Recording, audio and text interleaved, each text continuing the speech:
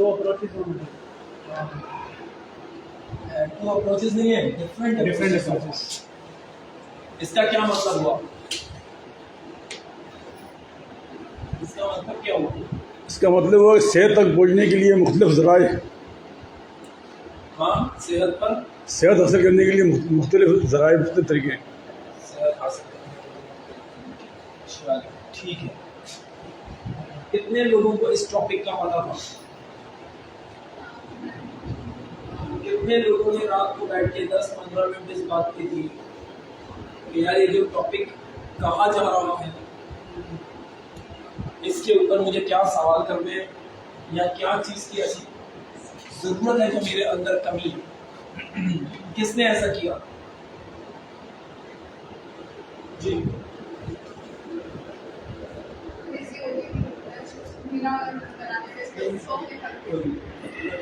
Please मैं सिर्फ पूछ रहा हूँ। देखिए, मैं आपको बताऊं, मैं जो ट्रेन हुआ ना वो चीनियों से हुआ, वो पाकिस्तानियों से नहीं हुआ। इसलिए मुझ में आप वो चीजें देखेंगे ये पाकिस्तानियों वाली, इसलिए आपको मैं अजीबोगरीब लगूंगा। अजीबोगरीब से ही उन्होंने, जब मैं फर्स्ट ट्रेनिंग में बैठा तो उन्होंने एक सवाल किया, कितने लोग यहाँ से घर गए जिन्होंने, उनकी ओटीटी क्लास थी, आपकी बोर्ड थी, जिन्होंने ओटीटी क्लास ली और उनको नींद नहीं आई? सही, ये बात उन्होंने कही।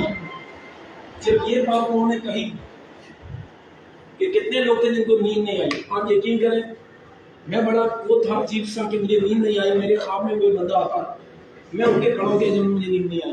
मेरे साथ 2 लोग और खड़े हुए थे, हमें नींद नहीं आई। सारे लोग हम पे हंस रहे थे कि ऐसा क्या बात हुई जो ये इनको नींद नहीं आई। सबने घूम लिया, सबको ही बताया गया अपॉर्चुनिटी, सही, लेकिन सब हम पे हंस रहे थे। ट्रेनर बोलता है कि तुम तीनों बाहर आ जाओ, उसने यहाँ बुला दिया हम तीनों यहाँ आ गए। हमने कहा शायद कोई पता नहीं अजीबोगरीब बात करती है, लेकिन जो हकीकत थी वो हकीकत थी। अब ये बात जो हुई, उसने कहा मुझसे गले हुई, उस ट्रेनर ने कहा मुझसे गले हुई। तो हमने कहा क्यों? उसने कहा कि हमारे पास जो सिस्टम चलाएगा वो तुम हो, ये नहीं है। एक बात से उसने सारी बातों के रिजल्ट निकाल के दे दिए कि हमारे पास अगर कोई सिस्टम चलाएगा वो तुम पाकिस्तान में। और वाकई ऐसा नजर आना शुरू हो गया जो उन्होंने बातें की थी वो। लेकिन जब तुम्हें वो चीज मिली ही नहीं तो तुम कैसे कोई चीज हासिल करोगे? छोटी छोटी बातें जो बड़ी इंपॉर्टेंट है, सही।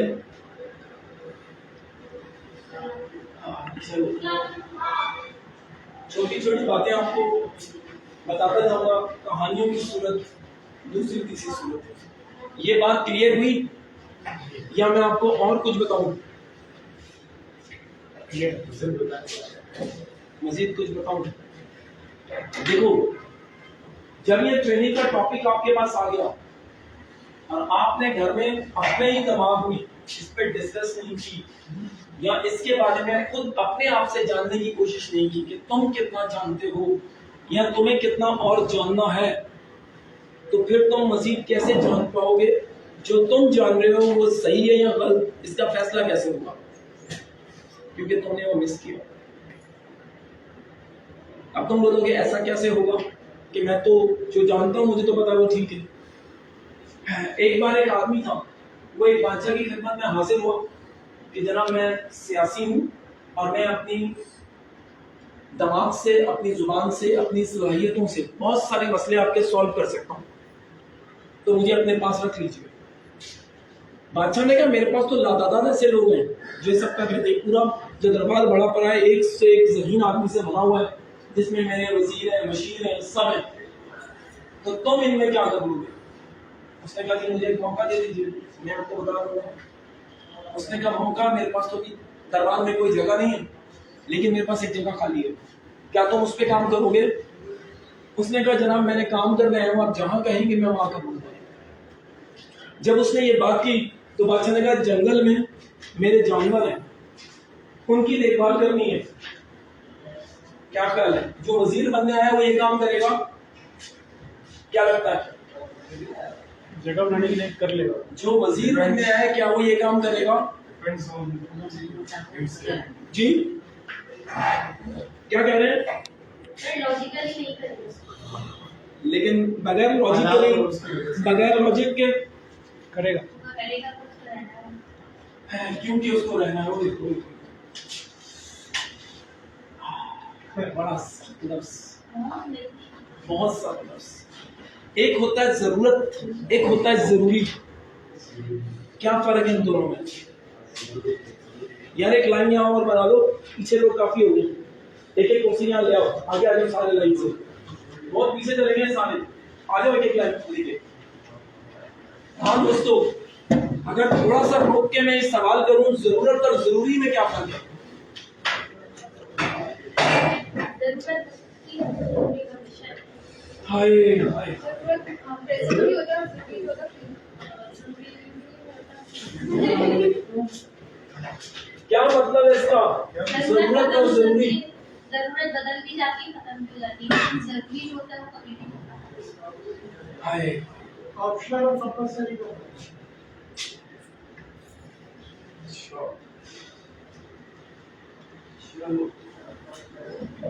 जरूरत वो होती है जो उस टाइम वक्त कह रहा होता है, जरूरी वो होता है जो वक्त से निकल के होता है, जो हर टाइम हर हाल में हर जगह हो, बेशक जरूरत हो या ना। तो प्लीज जरूरत पे कभी मत जाइएगा, जरूरी पे जाइएगा। जो जरूरत होगी वो आपको छोड़ जाएगी, जो जरूरी होगा वो कभी नहीं छोड़ेगा। इसकी भी और आगे बहुत सारी बातें, अगर इसमें पड़ गया तो ट्रेनिंग इसी भी चली जाएगी। चले वापस वही आते हैं। भाईजान उस जैसे पठान कहता है ना, मुझे पैर रखने का जगह दो, लेटने का जगह हम बना लेगा। सेम यही बात है कि भाई उसने कहा कि मुझे अपनी सलाहियतों को साबित करने के लिए बादशाह के पास कोई भी जगह मिल रही है, मैं उसको अवेल करूंगा। याद है मैंने आपको थिंक एंड ग्रो रिच में नेपोलियन हिल के बारे में बताया था? किसको याद है? किस बात से बात शुरू हुई थी? जरूरत से या जरूरी से? किस बात से बात शुरू हुई थी? कौन सी जरूरी थी? बिजनेसमैन बनना था, पार्टनरशिप नहीं। नेपोलियन हिल तो किताब लिखने वाला था, पार्टनर और बाकी चीजें कहां से आ गई? उसने कहा मुझ पे किताब लिखनी है, कल जो लोग मुझ पे किताब लिखना चाहते हैं वो आ जाएं। उस टाइम का टाइकून, सबसे ज्यादा अमेरिका का पैसे वाला आदमी, हर बंदा उस पे किताब लिखना चाहता था। नेपोलियन हिल और बाकी बहुत सारे लोग वहां पे हाजिर हो गए। जब वहां बहुत सारे लोग आ गए तो उस बंदे ने एक बात कही वहां पे। उसने कहा जो मैं अपने ऊपर किताब लिखने वाले को 1 रुपया भी नहीं दूंगा। क्या करूंगा? 1 रुपया भी नहीं। मैं अपने ऊपर किताब लिखने वाले को 1 रुपया भी नहीं दूंगा। जो ये काम फ्री कर सकता है वो यहां रहे, बाकी चले जाए।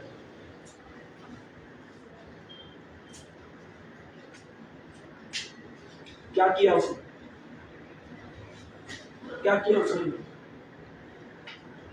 उसने जो जरूरत थी उसको हटा दिया, जरूरी को रख दिया सामने। अगर आप उसका फार्मूला देखें, और वही कामयाबी की पहली सीढ़ी थी। जरूरी को इंग्लिश में क्या कहते हैं? यार जरूरी को इंग्लिश में क्या कहेंगे भाई? Necessary. Necessary. Necessary. Necessary. Nursery necessary. सही। अब जब ये बात वहां हो गई तो सारे चले गए, सिर्फ नेपोलियन हिल एक जवान बच्चा था जो वहां रह गया। उसने कहा मैं ये किताब लिखूंगा। ये फार्मूला क्यों लगाया गया था? उसने इतने बड़े आदमी ने पैसा सारा अमेरिका को डोनेट कर दिया था, ये भी याद रखिएगा। तो वो एक गरीब आदमी को पैसा देना क्यों नहीं चाहता था? अगर ये कहानियां ही सिर्फ आप लोगों के लिए हैं और इससे आपने कुछ नहीं सीखना, तो आप एक बड़ा आदमी नहीं बन सकते। जो मैंने लास्ट ट्रेनिंग दी थी, लीडर और फॉलोअर में फर्क। मक्खी पे मक्खी मारनी है, हाजिर है लगाना, मारते रहिए मक्खी पे मक्खी। लेकिन अगर दुनिया फतह करनी है तो भी मैदान हाजिर है। हाय हाय, ये जरूरत और जरूरी, उसने जरूरत को हटा दिया, जरूरी को रख लिया। आज नेपोलियन हिल ने जो किताब लिखी, उससे बेहतरीन किताब इस पूरी सदी में कोई नहीं लिख सका। जो भी कामयाबी में किताब लिखने जाता है वो नेपोलियन हिल की किताब को पहले सामने रखता है, फिर जाके वो किताब लिख पाता है। जिंदगी में हर चीज को चेक करने के कुछ आले होते हैं, याद रखिएगा। जो उन आलों में नहीं आता तो वो बेकार होता है। मेरे उस्ताद कहते हैं फसल जब रंग बदले तो काट दो, ऐसा ही होता है ना। फसल जब रंग बदले तो क्या करना चाहिए? काट लेना। और इंसान जब रंग बदले काट दो उसको भी, आगे बढ़ा दो, उसको भी काट दो। यही कमाल है भाई, जिंदगी के यही असूल है, यही कमाल है। और ये नहीं किया तो आप अपने साथ जुल्म करेंगे, आप अपने साथ जुल्म करेंगे। ये जरूरत और जरूरी नहीं है, सारी चीजें इसी पे खड़ी हैं। चलो, अब उसको जगह मिल गई जनाब जानवरों में, तो वहां चला गया। 1 महीने बाद बादशाह उसको बुलाता है और पूछता है, हाँ भाई कैसे लगे मेरे जानवर? अच्छे। उसने कहा हाँ मेरा खानदानी घोड़ा भी है। तुमने उसको देखा? कहा हाँ मैंने उसकी बड़ी तारीफ सुनी, बड़ी केयर हो रही है उसकी। तो कह रहा है कैसा लगा? कहता है अच्छा है, अच्छा है, पर वो जो नस्लों वाली बात है उसमें वो नहीं है, खानदानी नजर नहीं आ रहा, खानदानी नजर नहीं आ रहा। अच्छा बड़ा हैरान हुआ। उसने कहा इसकी माँ को भी मैं जानता हूँ, उसके बाप को भी मैं जानता हूँ घोड़े के, और मैंने तब ये घोड़ा खरीदा, और जिसने मुझे बेचा वो मुझसे गलत बात कह ही नहीं सकता। तुम इतनी बड़ी बात कह रहे हो उसके लिए? सही। जब इतनी बात हो गई तो बादशाह ने उसके घोड़े के मालिक को भी बुला लिया, और जो घोड़े की देखभाल कर रहा था उसको भी बुला दिया। बोला ये बंदा, इसने कहा कि घोड़ा नस्ली पूरा नजर नहीं आता, जबकि तुमने कहा इसका बाप ये, इसकी माँ ये। उसने कहा बादशाह साहब ये तो बिल्कुल शक, इसमें कोई गुंजाइश नहीं है, इसका बाप भी है, इसकी माँ भी है, लेकिन इस बंदे का भी कहना ठीक है। उसने कहा ये कैसे हो सकता है?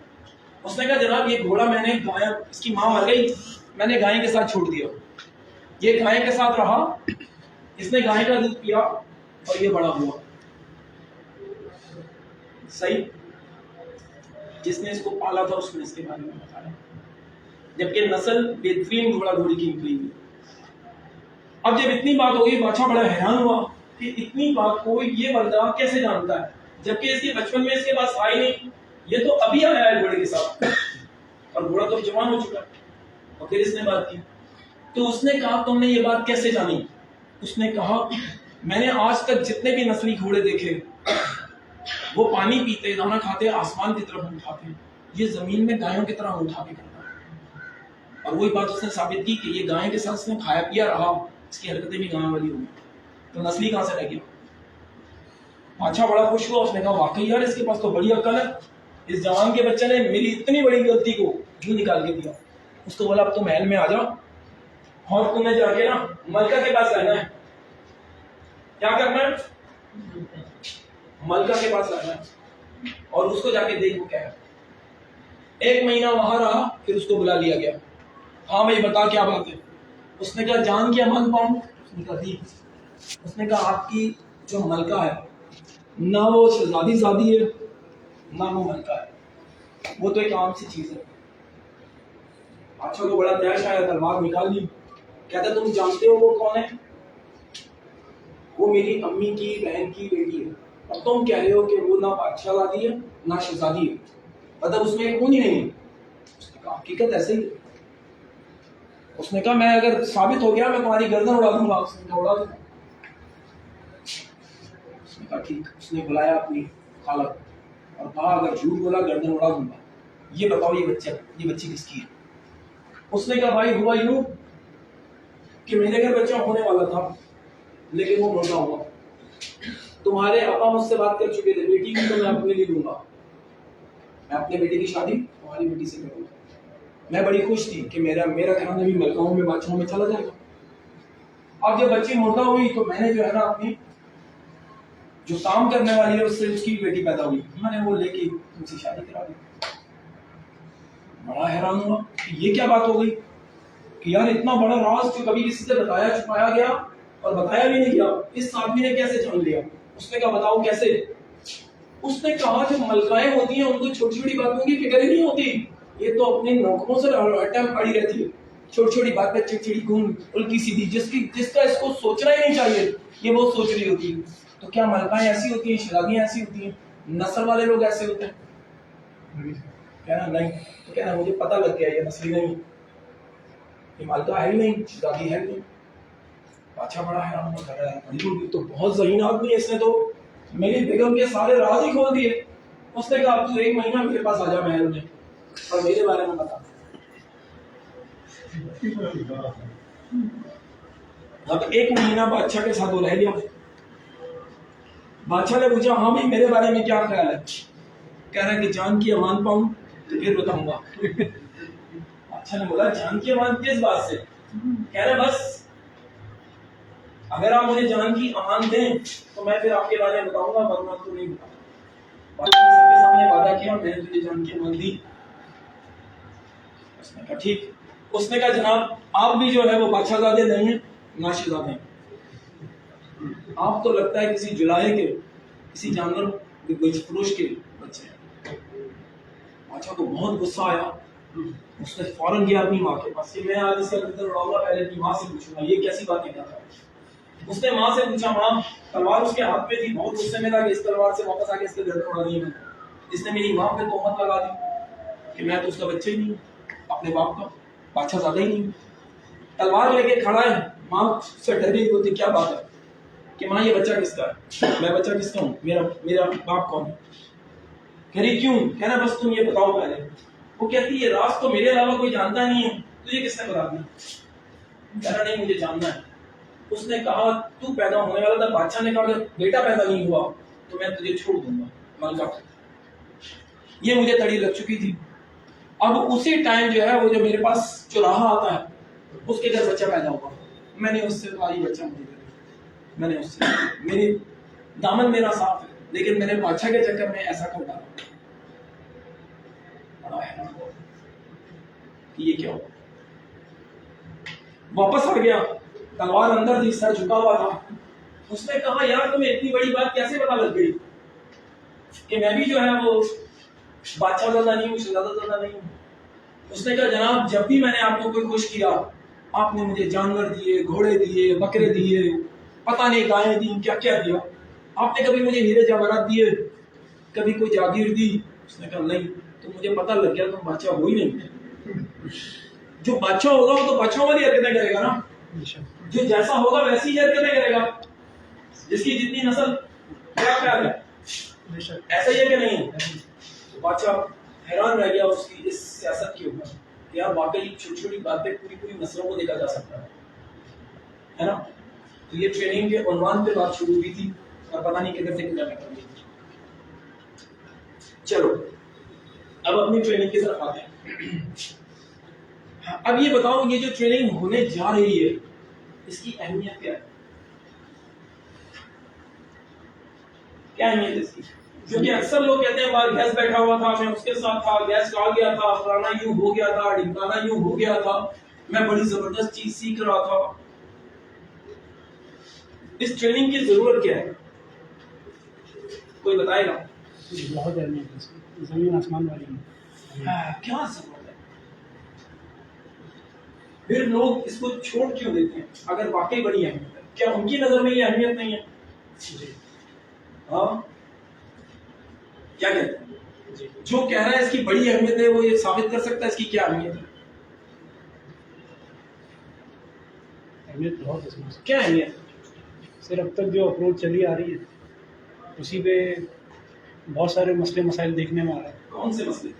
बहुत सारे मसले, बीमार होना, अलग अलग चीज़ें खाना। ट्रेनिंग एक अलग चीज, ठीक है, टॉपिक एक अलग चीज, ये बात समझ लो। टॉपिक अलग बात ले जाएगा, ट्रेनिंग अलग बात ले जाएगी। मैंने ट्रेनिंग की बात की है, मैंने टॉपिक की बात नहीं की। कोई बता सकता है इस बात पे? कोई बात? मैं चाहता हूँ थोड़ी थोड़ी अहमियत तुम्हारे अंदर पैदा हो, तुम्हें पता लगे कि क्या चीज होने वाली है। क्योंकि जो हमें हमारे उस्तादों ने सिखाया उससे अंदाजा होता है कि क्या चीज की कितनी अहमियत है। बता सकते हैं? जिसे बोले बोले, इजाजत की जरूरत नहीं है। ट्रेनिंग जो है वो तरबियत के जुमरे में आती है। तरबियत से क्या हासिल होता है दोस्त? तालीम आपको जो भी बताया जाता है, चाहे वो बुक फॉर्म में हो, चाहे वो वर्बल बताया जाता है, उसको इम्प्लीमेंट किस तरह करना है वो ट्रेनिंग में आता है। उसके आउटकम्स भी उसमें आ जाते हैं डिटेल में, मगर जो शॉर्ट फॉर्म में है वो तरबियत में आता है। तरबियत को इंग्लिश में ट्रेनिंग कहते हैं। जी। चलो मैं थोड़ा सा तुम्हें एक कहानी से समझाता हूँ, क्योंकि मुझे कहानियों का ज्यादा शौक है और मैं समझता हूँ कि कहानियों से ज्यादा दिमाग में बात आ जाती है। एक बंदा बड़ा मेहनती था और काम ढूंढ रहा था कि मुझे कोई काम मिले, बस मैं दुनिया को साबित करूं। इसी काम में लगा हुआ था, लेकिन था वो लकड़हारा। पता लगा एक जगह पे दरख्त है, उनको काटना है। उसने अपने कुल्हाड़ी तेज की और पहुंच गया। मालिक को जाके बोलता है, मैं बड़ा मेहनती आदमी हूँ, सिर्फ आज एक दिन का मुझे चांस दे दे, मैं आपको बताऊंगा काम कैसे होता है। ये जो लोग काम कर रहे हैं, मैं इनसे आपको डबल ट्रिपल करके दिखाऊंगा। ये मेरा आपसे वादा है, मैं बहुत मेहनती आदमी हूँ। उसने कहा ठीक है, जाओ। पहले दिन गया, उसने 17 दरख्त काट डाले। लोगों ने 6 काटे, 7 काटे, 8 काटे, उसने 17 दरख्त काट डाले। अगले दिन गया, बड़ी कोशिशों के बाद उसने 15 दरख्त काट डाले। उसके अगले दिन गया, उसने 12 दरख्त काट डाले। जो उसको आगे बढ़ना चाहिए था वो आस्ता आस्ता पीछे जा रहा था, और जहां वो 7 और 8 दरख्तों पे पहुंच गया, जिसमें सारे काट रहे थे, वो वापस चला गया मालिक के पास। जनाब, जो मैंने कहा था मैं वो कर नहीं पा रहा, तो माफी चाहता हूं, मैं वापस जाना चाहता हूं। उसका जो मालिक होता है वो कहता है, नहीं, तुम पूरी मेहनत कर रहे हो और तुम लोगों से ज्यादा मेहनत कर रहे हो, तुम वापस नहीं जाओ, आओ मैं तुम्हें एक बात बताऊं। उसने कहा क्या बात? उसने कहा जब तुम पहले दिन आए थे तुमने कितने दरख्त काटे? उसने कहा मैंने 17 दरख्त काटे थे। उसके बाद हर रोज 2-3 कम होने लगे। उसने कहा ठीक। उसने कहा अब? उसने कहा 7। उसने कहा तुम्हें कितने दिन हो गया तुमने अपना कुल्हाड़ा तेज नहीं किया? क्या कहा उसने? कितने दिन? उसने कहा जब मैं आया था तो उसने मैंने कुल्हाड़ा बड़ा जबरदस्त तेज करके रखा था, उसके बाद से मुझे टाइम ही नहीं मिला। मैं यहाँ से जाता हूँ, थक जाता हूँ, और फिर वापस आता हूँ, फिर शुरू हो जाता हूँ। कहना मैंने तुम्हें देखा है, जो लोग एक जर्ब लगाते हैं तुम 2-3 जर्बे लगा चुके होते हो, लेकिन फिर भी तुम्हारा दर्द नहीं कटता। सही? क्या मतलब हुआ इसका? कहानी दी एंड हुई, मतलब क्या हुआ इसका? मतलब ये हुआ कि हम मुद्दे वाली बात पे नहीं आते, हम कहीं और चले जाते हैं। मुद्दे वाली बात पे नहीं आते, हम कहीं और चले जाते हैं। कोई आप अपने स्किल्स को डेवलप नहीं कर रहे भाई, आप तो रोज एक ही काम कर रहे हो। आपके जो पुराने स्किल्स थे उसी पे लगे हो, ठका लगे हो, और वो कुल्हाड़ा जो है वो धार खत्म करता चला जा रहा है। तुम मेहनत तो बहुत कर रहे हो, रोज बंदा आ रहा है, अभी जो सुनना चाहता है वो तो है ही नहीं, जो नई चीजें होनी चाहिए वो तो है ही नहीं। तो क्या होगा? कहता यार एक ही कहानी बार बार रोज एक ही टेप ऑन होने वाला है, तो क्या सुनेगा? हमारे पुराने लोग भी होंगे तो भाग जाएंगे। वो कह रहा है भाई धार रोज लगनी है, स्किल्स नहीं आने हैं। जब तक स्किल्स नहीं आएंगे तब तक काम कैसे बनेगा? ट्रेनिंग का मेन मकसद स्किल्स का है कि तुम्हारे पास नई चीजें पहुंचेंगी और तुम उनसे फायदा उठाओगे, ना कि तुम पुरानी चीजों पे लगे बैठे रहोगे। बात समझ आ रही है? जी सर। और एक बात याद रखना, पूरी ट्रेनिंग में सारी चीजें तुम्हें तुम्हारे मतलब की नहीं मिलेंगी। समझ आ रही है बात? जी। अगर तुम ये सोच के आए हो कि नासिर ने आज सारी नई बातें करनी है, नासिर आज पुरानी बातें नहीं करेगा, तो इसका मतलब है तुम घर चले जाओ। हिसाब किताब करने के लिए 1 2 3 का होना जरूरी है, इंग्लिश बोलने के लिए ABCD का होना जरूरी है, उर्दू बोलने के लिए अली का होना जरूरी है। क्या ख्याल है? इनके बगैर कोई चीज हो सकती है? DXN में अगर हम प्रोडक्ट की बात कर रहे हैं तो भाई इन्हीं चीजों का होना जरूरी है, सेहत का, ऋषि का, स्वाइना का, मोरनजी का। वही स्टेप्स पे जाके तुम कोई एक नई बात ले लोगे। सही है? कोई ऐसी चीज नहीं है कि तुम्हें सारी चीजें नहीं, मैं कोई ऋषि कोई आसमान से कोई उतार के लाऊंगा, कोई नई बातें शुरू कर दूं, लेकिन कोई एक बात तुम्हें नहीं मिलेगी। जानते हो नई बात तुम्हें कैसे मिलेगी? जानते हो? रोज आप हाँ, कैसे मिलेगी वो नई बात? सर डेली ट्रेनिंग अटेंड करने से, रोज आने से, डेली प्रोसेसिंग करने से, तुम्हारे अंदर सवाल बनने से कि तुमने जो सीखा क्या वो सही था गलत था, क्या तुम्हें जो लग रहा है वो ठीक है या गलत है, तुम उसको सही कैसे करोगे, तुम उसके बारे में लोगों से पूछोगे कैसे? जो तुम्हें सिखाया जा रहा है वो भी ठीक है कि गलत है? तुम्हारे पास 5, 6, 8, 10 किस्म के लोग होने चाहिए जिससे तुम एक ही सवाल पे डिस्कस करो। अगर उस 10 में से 7 तुम एक जैसा जवाब देते हैं उसका मतलब है वेरी गुड, और कोई एक ऐसा नायाब जवाब देता है जो तुम्हारे दिल और दिमाग पे छा जाता है उसका मतलब है एक्सीलेंट। ये बात समझ लो, जब तक तुम्हारे पास सवाल नहीं होंगे तुम आगे जा नहीं सकते। एक आदमी आया किसी के पास और कहता है जनाब मैं अल्लाह वाला बनना चाहता हूं, मैं ऐसा क्या करूं, मुझे कोई ऐसी चीज बताएं कि मैं बन जाऊं। आपने कहा कि एक हदीस पे अमल शुरू करो, एक हफ्ते तक एक हदीस, ज्यादा लंबा चौड़ा नहीं, एक हदीस पकड़ो और उस पे अमल शुरू करो, ना कि सिर्फ उसको रट्टे मारो। उसने ऐसा ही किया, वो आलिम भी हुआ वली भी हुआ। जान लेना मसला नहीं है, अमल मसला है भाई। जो उसने कहा हम तो सिर्फ जान के सारा दिन बैठे हैं, ये होना, ये सवाल, ये पुराना, ये ढिमकाना, अमल है ही नहीं। इल्म बगैर अमल के बेकार। अगर तुम्हारे पास इल्म पहुंच गया उस पर अमल नहीं है इसका मतलब बेकार, कोई फायदा नहीं है उसका। और अल्लाह पाक फरमा रहे हैं क़यामत वाले दिन तेरे इल्म पे तुझसे सवाल करूंगा तो तूने उस पर कितना अमल किया। ये याद रखिएगा, जो तुम तक पहुंच रहा है और तुम पे अमल, तुम्हारा उस पे अमल नहीं है, उसका सवाल तुमसे जरूर होना है। क्लियर जी? चलो अब आते हैं अपनी ट्रेनिंग की तरफ। हाय, ये जो डिसीजन कर रहा है, जो हो रहा है, क्या ये वाकई जरूरी है? क्यों? देखो, सवाल जवाब हम जब तक नहीं करेंगे, ट्रेनिंग होना, एक बात याद रखो, तकरीर जो होती है ना, मुझे नापसंद है बिल्कुल। मुझे तकरीर बिल्कुल पसंद नहीं है कि मैं यहाँ खड़ा हूं और स्लाइडें चल रही हैं, गलत और सही बस पढ़े जा रहा हूं, मुझे पसंद नहीं। मैं चाहता हूं हम आपस में डिस्कस करते हुए इस बात को आगे ले जाएं। यहाँ कोई भी एक आदमी छोटा बड़ा नहीं है, जिसके दिल में जो बात आ रही है वो कर सकता है, लेकिन टॉपिक के साथ। कैसी भी बात हो, नेगेटिव और पॉजिटिव हो, मुझे अपने अल्लाह पे और अपने पर पूरा यकीन है कि मेरे डिसीजन के अंदर कोई भी चीज नेगेटिव नहीं है। मैं नेगेटिव हो सकता हूं, मेरी सोच, मेरा दिमाग या मेरी उस तक रसाई नहीं, तो मैं आपका जवाब ठीक कैसे दूंगा? उसको मुझे ठीक करना है। हो सकता है आप में से कोई ऐसी बात हो जिसके लिए मुझे सीखना पड़ जाए, मैं तो ये सोच के आता हूं। समझ आ रही है बात? जी सर। तो प्लीज थोड़ा सा मिक्स हो जाए मेरे साथ जी सर। और बातचीत करें। क्या जो डिसीजन कर रहा है वो जरूरी है? इंतहाई जरूरी। कैसे साबित करो? सर आपकी पूरी लाइफ के अंदर फिट आ रहा है, कैसे साबित करो? हर पहलू से। साबित करो, कोई एक टॉपिक, एक पॉइंट बता दो। सर जैसे मैं एक एग्जांपल दे दूँ, अब तक जो टूथपेस्ट मैं इस्तेमाल करता था उसको सिर्फ मैंने ब्रांड को चेंज किया और 1-2 साल 3 साल मैंने उसको कंटिन्यू इस्तेमाल किया, तो मैंने खुद देखा कि मुझे डॉक्टर डेंटिस्ट के पास जाना ही नहीं पड़ रहा, क्योंकि जो पेन और जो एंटीबायोटिक वगैरह मैं यूज़ करता था और दर्द दबा लेता था, तो उसकी अब ज़रूरत पेश नहीं आ रही है, क्योंकि मैंने ब्रांड चेंज कर दिया और वाकई में सही हुआ।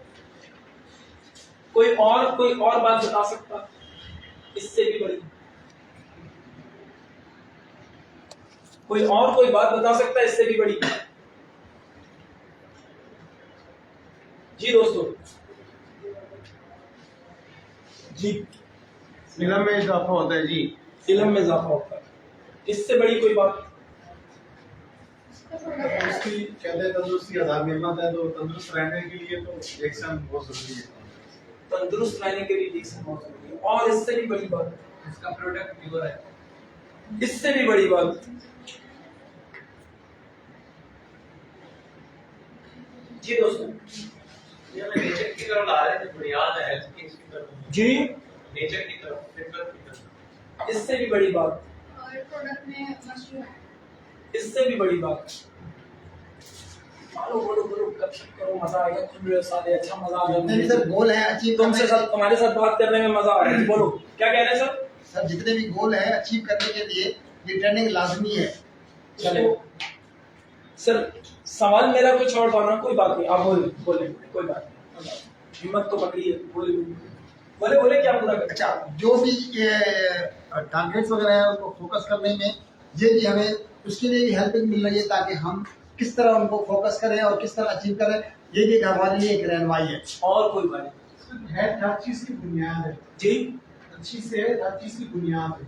अच्छा जी। और वो अच्छी सेहत के बाद वो अपने हैप्पीनेस की तरफ भी जा सकता है, हेल्थ की तरफ भी जा सकता है, अपने टारगेट्स भी अचीव कर सकता है। तो ये चीज बहुत जरूरी है। अच्छा, और कुछ? सेहत होगी तो जी वो काम भी करेगा, ऑफिस भी जाएगा, मेहनत भी करेगा जी।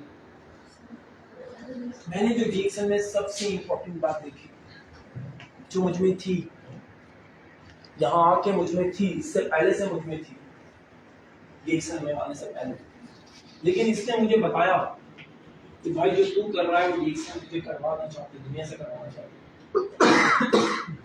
जानते हो क्या चीज है? जानते हो क्या चीज है? बताइए सर। हेल्थ तो बहुत छोटी चीज है यार, इससे भी आगे जाओ। तबलीग की बात करें। हाँ, तबलीग की बात नहीं सर, तबलीग भी छोटी बात है, तबलीग भी छोटी बात है। लोगों की लाइफ चेंज होगी। नहीं सर, ये तो आपकी बहुत वजह से। छोटी बात है। रूहानी सतह पे चल रहा है। नहीं सर, ये भी नीचे रह जाएगा। वो कह रहा है, अगर मैंने देखा, मैंने अपने वालिद को देखा, मुझे कहते थे क्या खुद से प्यार कर रही हो, मैं कहता था क्या मतलब खुद से प्यार कर रही हो? कह रहा मेरी उम्र 90 साल हो गई है, तो मुझसे जोर नहीं लगा सकता। मैंने कहा क्या बात कर रहे हैं, अपने अब्बा से जोर लगाऊं? कह रहा लगा ले। मेरे अब्बा से मेरी ऐसी बात होती थी, और अभी भी देखें तो वो मेरे जैसे ही मिलेंगे आपको। 90 साल उम्र हो गई है, हनीम हॉस्पिटल में 9 इंचार्ज है, जाके उनको देख सकते हैं आप। कितनी उम्र हो गई है? 90 साल। 60-70 साल में यहाँ तो लोग उल्टे पड़े होते हैं, है ना? तो उन्होंने बताया खुद से प्यार करना है भाई पहले, और जितनी भी रूहानियत, जितनी भी चीजें चल रही हैं, वो खुद से ही प्यार करना सिखा रही हैं, खुद के अंदर जाना सिखा रही हैं, खुद को समझना सिखा रही हैं, खुद से बात करना सिखा रही हैं। क्या ख्याल है कि नहीं? रिएक्शन हर आदमी को कह रहा है खुद से प्यार कर ले भाई, दूसरे से क्यों कर रहा है तू? क्या कह रही है रिएक्शन? खुद से प्यार करें। क्या तुम खुद से प्यार कर रहे हो? तुम तो दुनिया के पीछे भाग रहे हो पैसा कमाने के लिए। जो मेन बेस है वो तो छोड़ दिया। वो कह रहा है पहला पेज, पुराना फोल्डर निकाल लेना, रिएक्शन के इस्तेमाल से अपने ख्वाबों को सच कर दिखाइए। जिंदगी का पहला असूल, तुम अकेले, ऐसा ही है ना? ऐसा ही है। सेकंड, एक और, फिर एक और, फिर एक और, फिर एक और फिर एक और। कितने हो गए ये? 1 लाख। अगर यहां से 1 हटा दें तो क्या रह जाएगा? 0। ये 1 आया था तो इसने मकसद दिया, मायने दिए, सब कुछ दिया, ऐसा ही है। वो कह रहा है ये जो 1 है ये तुम हो, ये 1 तुम आए थे दुनिया में, अकेले थे। उसके बाद हो सकता है भाई ये फीमेल हो या मेल हो, हस्बैंड या वाइफ, ये आपको मिलनी है। क्या ख्याल है?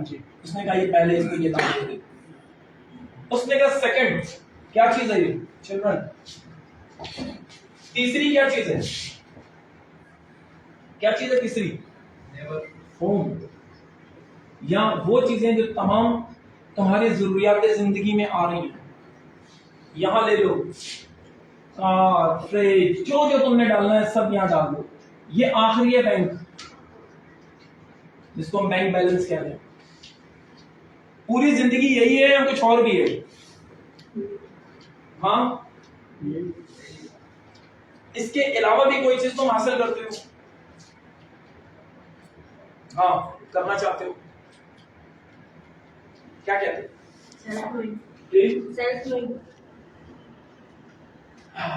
इनके दरमियान नहीं आती कामयाबियां से जी। क्या इसके दरमियान आती नहीं है?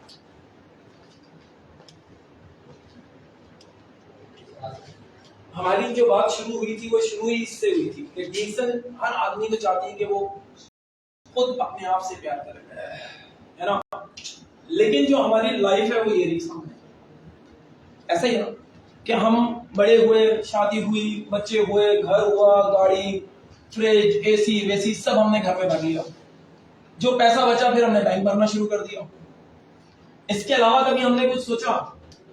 अगर हम डीएक्सन के प्लेटफॉर्म से हट जाएं तो किसी आम आदमी से जाके पूछ लें, या तो बार बार सेहत सेहत सेहत सेहत की बात हो रही है, तब जाके हम सेहत की तरफ आए। और अभी भी कम से कम 70 से 75% लोग अपने लिए कुछ इस्तेमाल नहीं कर रहे।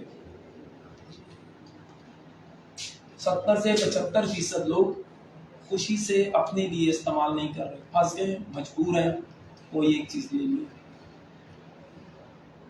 क्या ख्याल है? ऐसा है कि इसके अलावा कोई चीज है? वो कहता है भाई ये सब कुछ हासिल हो गया, और आज दुनिया में चारों तरफ देख लो ऐसा ही है। एक आदमी ने पूरी लाइफ लगा के, पैसा बचा के, नौकरियां करके, अपने आप को बढ़ा के, छोटा सा बैंक बैलेंस बना लिया है, घर में सारी अशाइश की चीजें आ गई हैं, घर उसने एक छोटा मोटा बना ही लिया है, बीवी बच्चे उसके हो ही गए हैं, उसके बाद वो पड़ता है बीमार। ऐसा ही होता ना जी। आखिरी वक्त जाने वाला 40-45 के बाद, मेरे वालिद कहते थे 40 के बाद समझदार जवानी शुरू होती है। क्या कहते थे मेरे वालिद? समझदारी आना शुरू 40 के बाद समझदार जवानी शुरू होती है। और हम 40-45 के बाद कहते हैं अब तो वापस जाने का टाइम है, 50-55 में बोनस कीजिए। मेरी एज 55 हो गई माशाल्लाह। सही। मैंने अपने बाप की बात पे अमल किया, 40 के बाद वाकई समझदार जवानी शुरू की।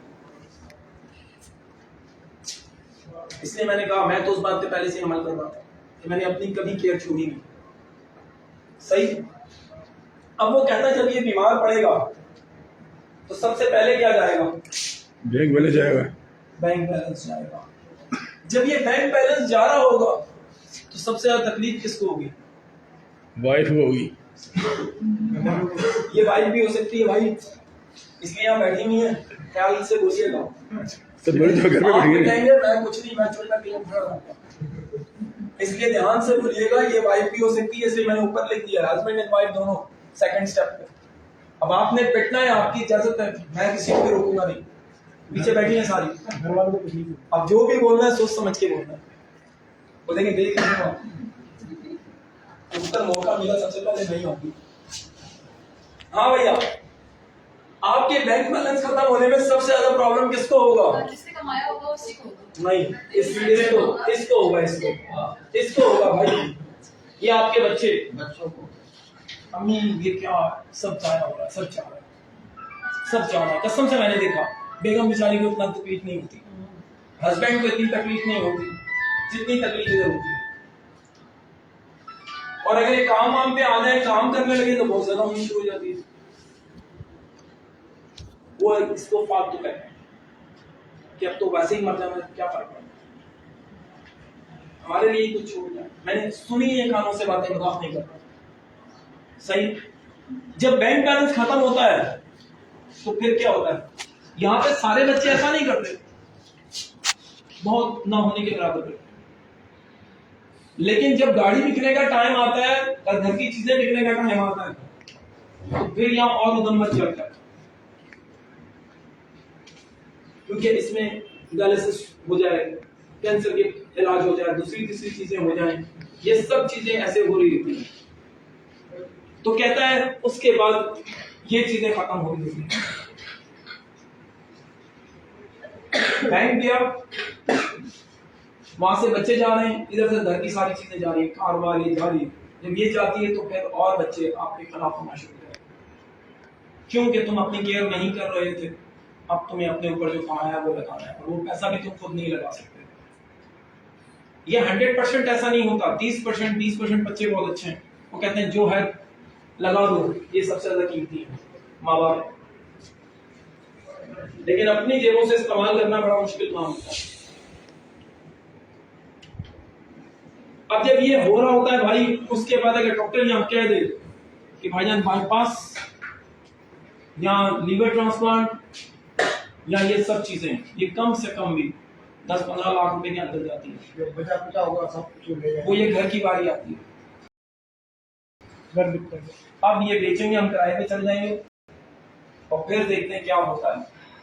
उस टाइम हस्बैंड की थोड़ा सा खिलाफ होता है, बेगम भी थोड़ी सी खिलाफ होती है अगर सेकंड वाला हो तो भाई हम तो रोड पे आ जाएंगे, सब कुछ खत्म हो जाएगा, सारी जिंदगी का सब खत्म हो जाएगा। और इस जगह पे आके ये सोचता है कि यार अब मर ही जाया जाए, कोई फर्क नहीं पड़ता। यकीन करें, मैंने अपने 30 साल के एक्सपीरियंस में ये देखा। मैं एक खातून को ट्रीट कर रहा था, शुगर बहुत ज्यादा हो गई।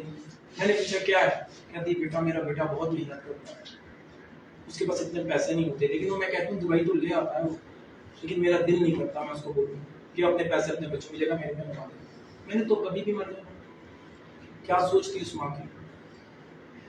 सोच सकते हैं कि कभी हमने इस जगह पे रह के नहीं सोचा, ये सारे बनाते हुए कि यार मैं रोज अपने लिए अपनी सेहत पे थोड़ा सा वक्त दे दूं। हमने नहीं सोचा। हमने घर बनाया, गाड़ी कमाई, बच्चों को पढ़ाया, सब कुछ किया, लेकिन अपने बारे में नहीं सोचा। जब तक ये बेस आपकी नहीं बनेगी, आप आगे जा ही नहीं सकते भाई। कि आपको डिक्शन कह रही है कि भाई खुद से प्यार कर लीजिए, अपना ख्याल कर लीजिए, कमाइए, सब कुछ कीजिए, लेकिन अपनी केयर सबसे पहले। हम लोगों को बेचने जा रहे हैं बीवी पूरे करने के लिए। हम अपनी केयर कब करेंगे? हमें अपनी सेहत कब लेनी? मेरे वालिद कहते थे 3 दिन बाद शीशे में खड़े होकर वाह आवाज पूछो अपना नाम लेके, और नासिर क्या हाल है, कैसा? एक दोस्त की तरह, जैसे आपको अगर मेन चलते हुए आपका दोस्त मिल जाए, क्या कहता है, क्या हाल है, कैसे हो? अरे यार तो बहुत कमजोर हो गया, क्योंकि उसने कई टाइम बाद देखा है, तो वो आपको सही मायने में सही बात बोल रहा है कि आप वीक हुए हो। अब अगर आप बोलो नहीं यार मैं तो स्मार्ट हो गया, तुम ही अपने आप को बहला रहे हो, वो तो सही बात कह के। शीशा जब तुम्हें कहने लगे पेट निकल रहा है, तुम ढलक रहे हो, तुम्हारी आंख ऐसी हो गई है, तुम्हारे बाल ऐसे हो रहे हैं और तुमको नहीं होता है, तो फिर तुम्हारा हाल वही होना है जो कबूतर बिल्ली को देख के आंखें बंद कर लेता है ना। कबूतर उड़ सकता है, लेकिन बिल्ली को देख के वो आंखें बंद करके कहता मैं छूट गया, फिर उसका हाल वही होता है, बिल्ली खा जाती है। इन सारी जो आगे बातें बताने जाने वाला हूं, उसकी सबसे मेन बेस ये है कि भाई सबसे पहले खुद से प्यार शुरू कर दो। कैसे भी खुद से, जिससे भी जितना भी हिस्सा है। मैं अक्सर लोगों को देख के बोलता हूं यार तुझसे तू ही खुश नहीं, कोई ऐसा क्या होता है? अभी मैं आपको जो चीजें बताऊंगा उसमें आप देख लीजिएगा क्या वाकई ऐसा है कि नहीं, कि आपसे आप खुश नहीं है, उससे क्या होने वाला है। क्योंकि जो अप्रोचेस बताने जा रही है उससे पहले 4 बातें करना बहुत जरूरी है। सबसे पहली चीज जिस पे आप खड़े हैं वो क्या है? दिमाग। जब इस दिमाग में आपके सुकून नहीं है तो आपको कोई डिएक्शन की प्रोडक्ट काम कर सकती है, दुनिया की कोई मेडिसिन काम कर सकती है, कर सकती है। सबसे पहला पिलर आपका सुकून है। सबसे पहला पिलर। मैंने कभी अपनी जिंदगी में ऐसी चीजों को आने नहीं दिया जो परेशानी पैदा करें या परेशान करें खाम में। इसकी कोई लॉजिक नहीं। खाम बेशक वो कोई भी। अगर हमने उसी चीज को सोचते रहना है, उसी चीज पे उलझे रहना है, उसी चीज में सब कुछ लगे रहना है, तो क्या तुम कुछ और भी कर सकोगे? क्या तुम पॉजिटिव थिंकिंग रख सकोगे जिंदगी में? कोई एक आता है थोड़ी सी गड़बड़ करता है, तुम 6 लोगों से लड़ बैठते हो, तुम अपने कामों से चले जाते हो, तो लानत भेजो उसकी। कोई एक काम होता है वो तुम जो कर नहीं पा रहे हो उसके पीछे पड़े हो, या तो उसको सही करने से सही तरह से सीख लो, नहीं तो भाई सलाम करो, आगे दूसरा काम करो। लेकिन तुम अपनी जिंदगी को तबाह कर रहे हो सिर्फ एक छोटी सी चीज के पीछे, जो होना कुछ भी नहीं है उसके लिए। वो कह रहा है सबसे पहला तुम्हारा दिमाग है, अगर ये सुकून में नहीं हुआ तो ये पॉजिटिव नहीं होगा, और ये पॉजिटिव नहीं हुआ तो तुमसे फैसले कोई अच्छे नहीं होंगे, तुम जिंदगी भर बोलते और पछताते रहोगे, है ना? जो मैंने कहा था फसल रंग बदले तो काट दो, इंसान रंग बदले तो भी काट दो, कोई फायदा नहीं उसका। खुशी सबसे ज्यादा जरूरी है जिंदगी में, जो आपको पॉजिटिव अप्रोच देती है, जो आपको जिंदगी की तरफ लाती है। अगर ये नहीं है तो कुछ नहीं होने वाला। दूसरा जो पॉइंट है वो है हेल्दी लाइफस्टाइल। अगर तुम अपने लिए एक अच्छा स्टाइल नहीं अपनाते हो कि तुम्हें कब सोना है, कब उठना है, क्या खाना है, क्या नहीं करना, तब तक तुम अच्छे नहीं हो सकते। तुम्हें एक्सरसाइज करनी चाहिए, तुम्हें कितनी देर पढ़ना चाहिए। अगर तुम्हारी लाइफ में ये सब चीजें बैलेंस नहीं है, तुम इन चीजों से कोई फायदा नहीं ले सकते। एडिक्शन तुम्हारा कुछ भी नहीं करेगी, ये मैं लिख के दे रहा हूं। जब तक ये 4 चीजों की बेस तुम्हारे अंदर नहीं बन जाती। अगली चीज जो है वो तुम्हारा क्या है,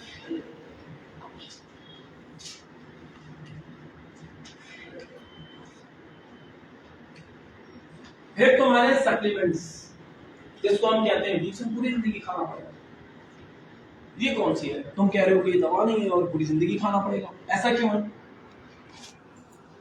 अभी जो मैं चार्ट बनाने जाऊंगा उसमें ये बात बहुत जरूरी है सप्लीमेंट्स की, लेकिन मैं यहां तुम्हें सप्लीमेंट सिर्फ यहाँ छोटी सी बात करके छोड़ दूंगा। ये तुम्हारी जिंदगी में तुम्हारे खाने के साथ कुछ ऐसी चीजें होनी चाहिए जो तुम्हें उस तरफ ले जाएं। क्यों ले जाएं? पहले जिंदगी में एक फसल आती थी, अगर जाके सहाबा कराम में देखो तो एक फसल थी, उन्होंने कोशिश की 2 फसलें हो गई, फिर 3 फसलें हो गई, अब 4 फसलें आ रही हैं। जो तुम खाना खा रहे हो क्या वो तुम्हें ताकत दे रहा है? हम कहते जी मैं 3 रोटियां खाई, 50 साल पहले भी 3 रोटियां खा रहा था और अब भी 3 रोटियां खा रहा है। क्या वो 3 रोटियां तुम्हें नरिश करती हैं, जो तुम्हारे जिस्म की रिक्वायरमेंट है उसको पूरा करती हैं? नहीं करती हैं? नहीं। तो तुम वीक हो गए या ताकतवर हो गए? तुम तो यही समझ रहे हो कि मैं खा रहा हूं, जो फसल 1 या 2 थी वो 4 फसलों में पहुंच गई हैं और उससे भी तेज चीजें उगाई जा रही हैं। तो तुमने हेल्दी होना है या तुमने बीमार होना है? जब तुम वो चीजें नहीं लोगे, जिस्म तुम्हारे अंदर से ले लेके इस्तेमाल शुरू कर देगा और एक वक्त आएगा तुम खाली हो जाओगे और फिर तुम्हें उठाने वाला कोई नहीं। जो हम कह रहे हैं ना, आस्ता आस्ता बढ़ाने की तरफ जा रहे हैं। ठीक, ये 4 बातें तुम कहीं भी रख लो, तुम्हारी अच्छी एक्सरसाइज, तुम्हारी अच्छी डाइट, तुम्हारा पॉजिटिव माइंड, रिलैक्स माइंड जिसमें कोई शोर शराबा, चीन पांच रूपा नहीं होनी चाहिए, खामखा की टेंशन है तुम्हारे पास खामखा नहीं होनी चाहिए, और आखिरी कोई अच्छी खुराक। मिसाल के तौर पे जरूरी नहीं है एडिक्शन, तुम अंजीर सुबह ले सकते हो, इस तरह तुम कोई भी चीजें ऐसी ले सकते हो अपनी जिंदगी में इजाफी, जो तुम्हें ताकत दे, तकवीयत दे, सुकून दे। हो सकता है इसी को सप्लीमेंट। सप्लीमेंट वो भी है जो कारखाने में बनाए जा रहे हैं, इसको भी याद रखिएगा, लेकिन इन पे अभी डिस्कस करेंगे। यहां तक बात समझ में आ गई है? सबसे पहले दिमाग को पॉजिटिव एटीट्यूड के साथ ले जाए, और जो एडिक्शन कह रहा है खुद से प्यार कीजिए, प्लीज कीजिए। ये बेचने वाला सिस्टम नहीं है, ये तो आपके लिए, आपको सेहतमंद बनाने के लिए। जो एडिक्शन से लॉयल हो गया उसके लिए यही लिख रहा है वो कि लॉयल कस्टमर, लॉयल कस्टमर, ऐसे ही लिख रहा है ना? क्या ख्याल है? तो आप खुद से कितनी वफा कर रहे हैं? समझ आ गई है कि मेरा आपको बताने का मकसद, जो अगली स्टेप आने वाला है वो बताने का मकसद क्या है? सबसे पहले आप खुद से प्यार कीजिए, वरना आने वाले वक्तों में ये जो मैंने बोर्ड पे बनाया ये आपके साथ होने जाने वाला है। आपने जो कमाना है वो खुद पे लगा देना है। जाके लेबोरेटरी देख लीजिए भाई, छोटे से छोटा टेस्ट 1,500 2,000 से ऊपर का है, कोई इतनी आसान बात नहीं है। लोग कहते हैं हमारी प्रोडक्ट महंगी है। आज मेरे पास बंदा आया, उसकी बेगम की कमर गर्दन की रीढ़ की हड्डी का मसला है, कहता मैंने 5,000 की फीस जमा कराई है कंसल्टेंट को, उसने 5,000 की मुझे मेडिसिन लिख के दी है और उसने कहा 7 दिन बाद दोबारा आना। कितने दिन बाद दोबारा आना? 7 दिन बाद। 10,000 रुपए की चीजें उसने ली हुई। ये बात समझो, मैं उसकी बात सुन रहा था, मेरे साथ जो है ना वो मुझे कह रहा है बोल दो उसको ठीक से, मैं ठीक हुआ हूँ। मैंने कहा छोड़ दे, उसको बोलने दे, मुझे क्या जरूरत है बोलने की? पहले वो अपना तसल्ली तो कर ले कि उसको कुछ फर्क मिलता भी है कि नहीं मिलता। लोग फटाफट रोना पीटना शुरू कर देते हैं आपके साथ। थोड़े दिन पहले मुझे किसी ने कहा महंगी है, मैंने कहा छोड़ दे, जाओ घर जाओ, क्या करना है इस्तेमाल करके। भाई आप अपने लिए इस्तेमाल कर रहे हैं कि मेरे लिए? जिस दिन आप 10,000 मुझे देके जाए, भाई 10,000 पे व्हाट्सएप लेके तुम खा लेना, मैं तुम्हारे पैर भी धूं, तुम्हारे पैर भी धोऊं। जो तुम अपने लिए ले रहे हो तो उसके लिए मैं क्या करूं? और तुम्हें उससे सेहत भी मिल रही है तो फिर क्या करूं मैं? ऐसा कई बार हुआ मेरे साथ। भाई आप अपने लिए, मैंने भी कहा खुद से प्यार कीजिए, आप उस नौबत पे नहीं आएंगे। मेरी एक ड्यूटी फाइन हो रही है, आप जाके देख सकते हैं, लेकिन मुझे कोई तकलीफ नहीं, कोई पेट नहीं निकला, मैंने आज तक निकलने नहीं दिया। मैं कोई यूं नहीं खड़ा, कोई झुक के, कोई ऐसी बात नहीं, क्योंकि मुझे शुरू से पता है मुझे कैसे रहना है। जब तक आप अपने लिए कुछ पसंद नहीं करेंगे तब तक जीवन। वैसे मैं इस बात कर रहा हूँ 2016 में मैंने ज्वाइन किया था, अभी की ट्रेनिंग पहली ट्रेनिंग, ठीक है, और आज भी अच्छा देख रहा हूँ सेम नजर आ रहे हैं, तकरीबन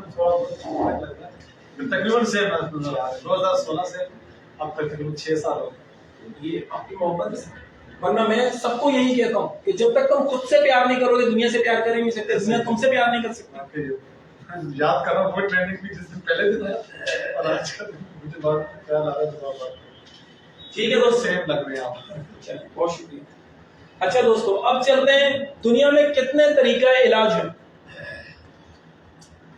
जी दोस्तों, बहुत से हैं, हिकमत है, होम्योपैथी है, हिकमत है, होम्योपैथिक है, एलोपैथिक है और एक्यूपंक्चर और प्रेशर है और आयुर्वेद। दुनिया में 2 किस्म के तरीका इलाज है, अगर प्योरली जाके देख लिया जाए। एक वो जो कुदरती है, एक वो जो हमारे, इसके अलावा कोई नहीं। सही। अब सबसे पहली जो अप्रोच है जिसको हमने बना लिया है वो है आपकी मेडिसिन। सही। लेकिन मैं अगर आपको अपने बारे में बताऊं, मेरी जो जिंदगी शुरू हुई वो लियाकत नेशनल हॉस्पिटल से शुरू हुई।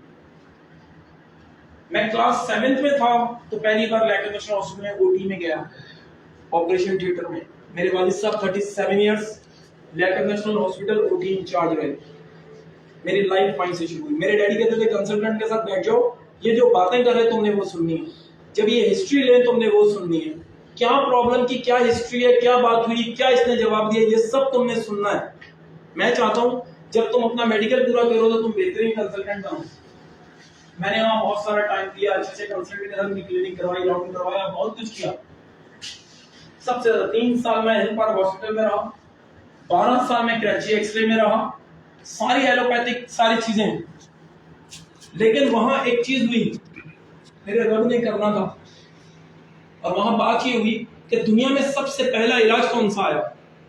मैंने कहा ना एक बात आपकी लाइफ को बदल देगी, और मैंने 15 साल एक्यूपंक्चर किया। कोई 1-2 दिन नहीं, पाकिस्तान में अकेला हूं जो पित्ते की पथरी बगैर किसी मेडिसिन के निकाल देता।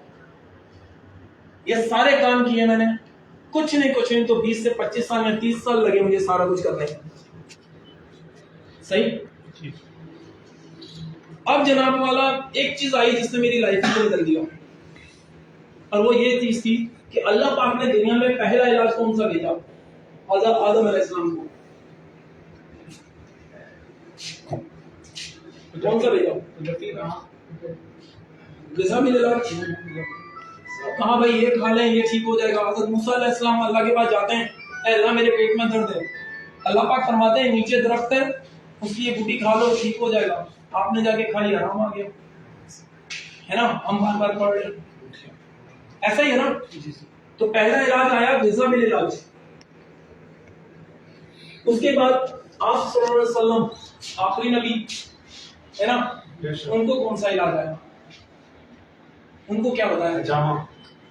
उनको भी यही बताया, उनको भी ग़िज़ा मिल इलाज। खजूर से हजरत आते हैं, हजरत बिलाल आते हैं, मेरे दिल में दर्द है, कहते हैं अजवा खजूर खाइए, गुठली को पीस लीजिए और खाइए, अल्लाह शफा देगा, है ना। एक औरत आई है, कहती मेरे बेटे के पेट में दर्द है, कहते शहद खाइए, अल्लाह शफा देगा। तलवीना उनके टाइम में बनता था, जौ का दलिया। कहते थे जब तक पेशेंट ठीक ना हो इसको चूल्हे से मत उतारो। सुनिए सारी बातें नहीं, मैंने जब हिस्ट्री पढ़नी शुरू की तो सारी बातें यही मिली कि जो मेन इलाज है वो ग़िज़ा बिल इलाज है, दवा बिल इलाज नहीं है। और वही सारी चीजें अभी मैं करना चाह रहा हूं कि दवा बिल इलाज या ग़िज़ा बिल इलाज। अब आपकी जो मेन डिएक्शन है उसकी बेस क्या है? लॉज भी ग़िज़ा बिल इलाज, ये दवा बिल इलाज नहीं है। ये किसी भी चीज पे काम, किसी बीमारी पे काम नहीं कर रही है ना।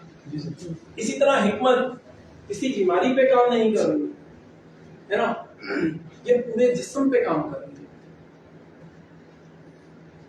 दवा अभी बताना शुरू करूंगा मैं आपको।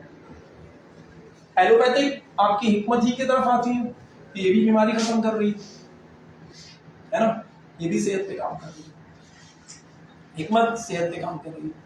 जब मैं डिएक्शन आ गया, मैंने डिएक्शन आके जब मुझे ये लफ्ज पता लगा ग़िज़ा बिल इलाज का, तो आप यकीन करें मैंने डिएक्शन में रह के 4 साल का डिप्लोमा हिकमत का किया।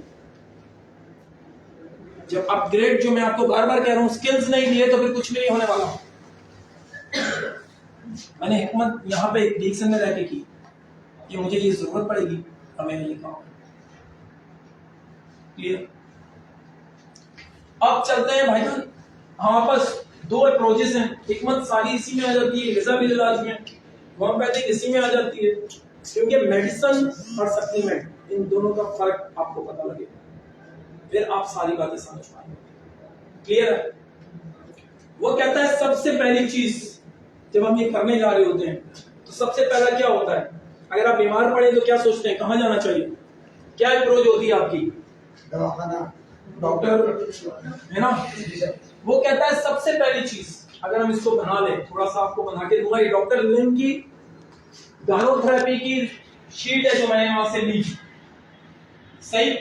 इसको थोड़ा सा मिटाऊंगा, थोड़ा सा समझाऊंगा, अगर इसको ले लें। वो कहता है सबसे पहली अप्रोच है,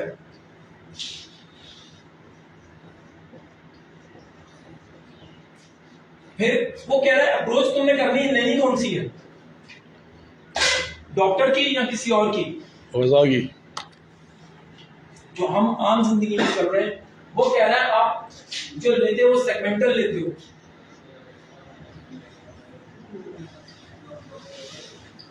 सेगमेंटल, सेगमेंटल का मतलब क्या है? अगर डॉक्टर से इलाज करा रहे हो तो क्या होता है? सेगमेंटल का मतलब क्या है?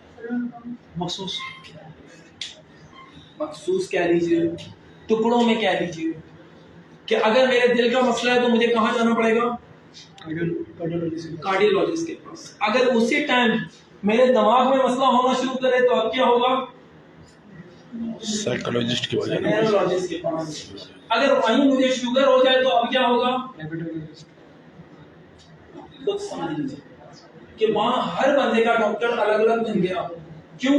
कि जो मेडिसिन देनी है उसने, दिल वाले ने दिल की देनी है, दिमाग वाले ने दिमाग की देनी है, गुर्दे वाले ने गुर्दे की देनी है, फेफड़े वाले ने फेफड़े की देनी है, और मैदान आपका पेट बनना है। और बननी 6 आवरली और 8 आवरली है दवा, कबर तक खानी पड़ेगी जब तक आप जिंदा है।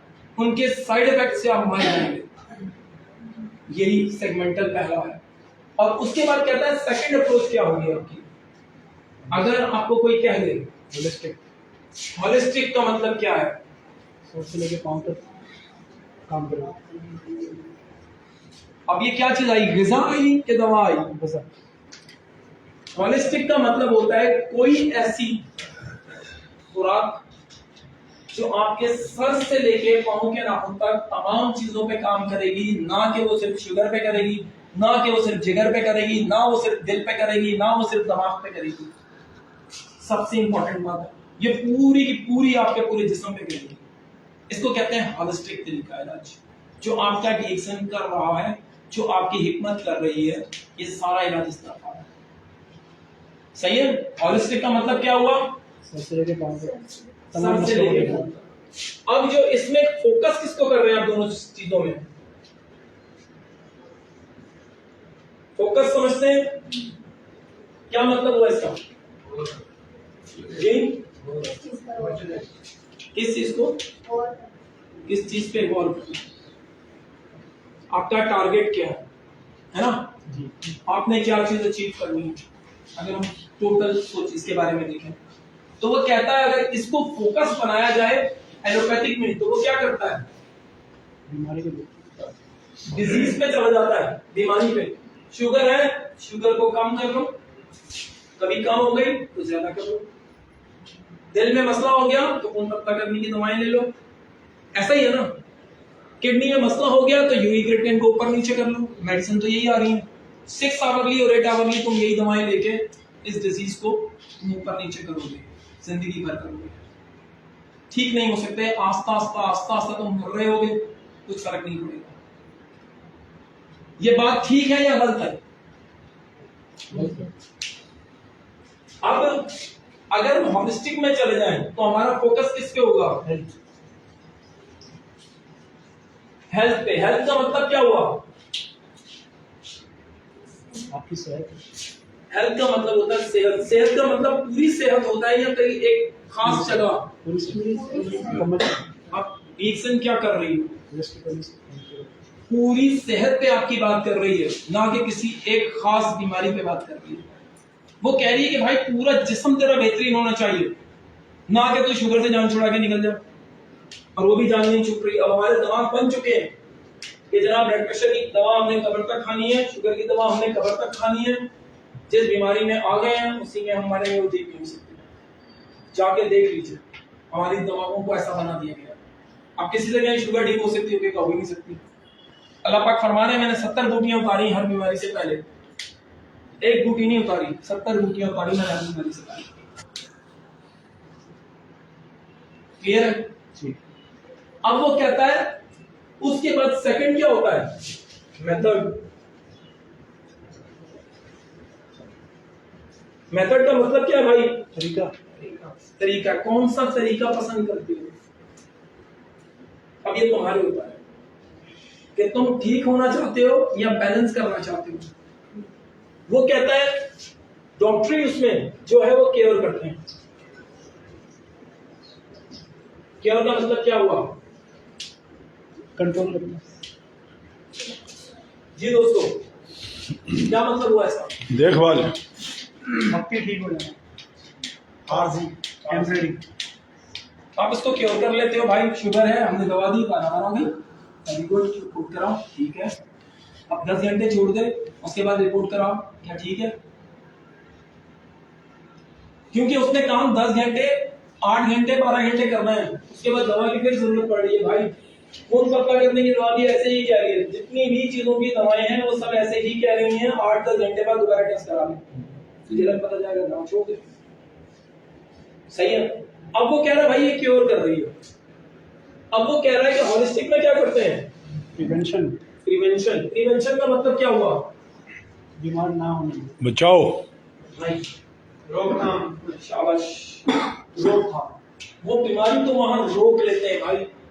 जो पेशेंट जहां पर आएगा वो बीमारी वहां रुकेगी, ये बात याद रखिएगा, वो बीमारी रुकेगी, ना कि उसको वहां बराबर कर दिया जाएगा। रोकने का मतलब क्या है? प्रिवेंट। अब इसको ठीक किया जा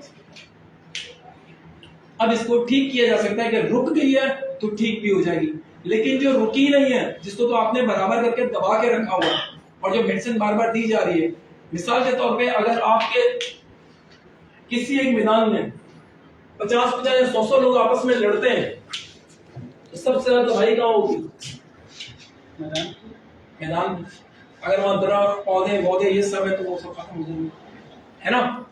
अब ये जो मेडिसिन, एक जरासीम आपके अंदर पड़ा हुआ है जिगर का, या एक पड़ा हुआ है गुर्दे का या दिल का, आपने दवा ली तो वो गई कहाँ?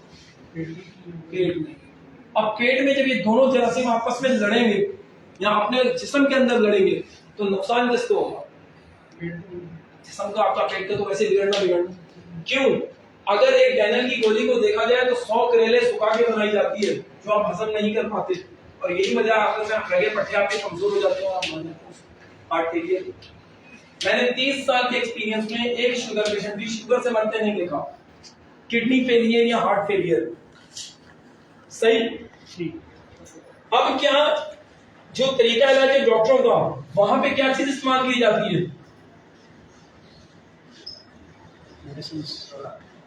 ड्रग्स प्रोडक्ट तो दोनों तरफ होती है भाई, पैसे तो दोनों तरफ ही देने होते हैं, ड्रग्स है ना भाई? है तो प्रोडक्ट ना, किसी कोई कारखाना बना रहा है ना उसको, ऐसा तो नहीं है कि वो तुम्हें ऐसे ही हवा में मिल जाएगी, प्रोडक्ट तो है। अब जो प्रोडक्ट तुम ले रहे हो, अब वो कर क्या रही है? कहता है इसको ये लोग ड्रग्स कहते हैं। अब ड्रग्स को लेने के लिए क्या करना है, क्या जरूरी है? सबसे पहले आपका डॉक्टर होना जरूरी है, उसके बगैर आप ड्रग्स नहीं ले सकते। ज्यादा हो गई तो मुसीबत, कम हो गई तो मुसीबत, ऐसा ही है ना? अगर उसके कोई साइड इफेक्ट हुए तो और मुसीबत, है ना? अभी मेरे पास 2 पेशेंट चल रहे थे, एक को मैंने दी, जैसी एंटीबायोटिक दी उसने उसका कैल्शियम किल कर दिया, उसकी शुगर बिल्कुल नीचे चली गई, उसका हाल बड़ा बुरा हो गया। जब उसको कैल्शियम ऐड की, ठीक हो गया। एक और पेशेंट, उसको भी चीजें शुरू कराई, उसका शुगर इतना शूट कर गया, उनको हॉस्पिटल लेके भागना पड़ गया। ये सब मेडिसिन के जिस्म के अंदर चेंजेस हैं, जिसको हम ड्रग्स कहते हैं, जिसके लिए डॉक्टर ही इसको संभाल पाएगा, बाकी आप नहीं संभाल पाएंगे इसको। इसलिए इसका डॉक्टर होना बड़ा जरूरी है कि जब आपकी प्रोडक्ट ड्रग्स हो तो फिर इसको डॉक्टर ही रिकमेंड करेगा, डॉक्टर इसको देखेगा। लेकिन इसकी जगह अगर सप्लीमेंट हो, आपके सप्लीमेंट्स हो, तो फिर क्या है? डॉक्टर की जरूरत नहीं, फिर अगर पूरी बोतल भी खा ली जाए तो क्या नुकसान होने वाला है? कुछ भी नहीं होगा। सबसे बड़ा फर्क है कि अगर इसने फायदा नहीं देना तो नुकसान तो देगी, और अगर इसने फायदा नहीं देना तो नुकसान भी किसी सूरत नहीं देगी। हो ही नहीं सकता कि फूड सप्लीमेंट लेते हुए कोई ये कहे कि भाईजान मुझे नुकसान हो गया, मैंने अभी तक नहीं देखा। सही है, लेकिन सप्लीमेंट भी कई किस्म के हैं, ये भी याद रखिएगा। फूड सप्लीमेंट भी कई किस्म के हैं। कितने लोग मक्खन को जानते हैं? छोटी छोटी मिसालें ही दूंगा, जानते हैं? जी सर। अब ब्लू बैंड को भी जानते होंगे, बिल्कुल वो मक्खन है ही।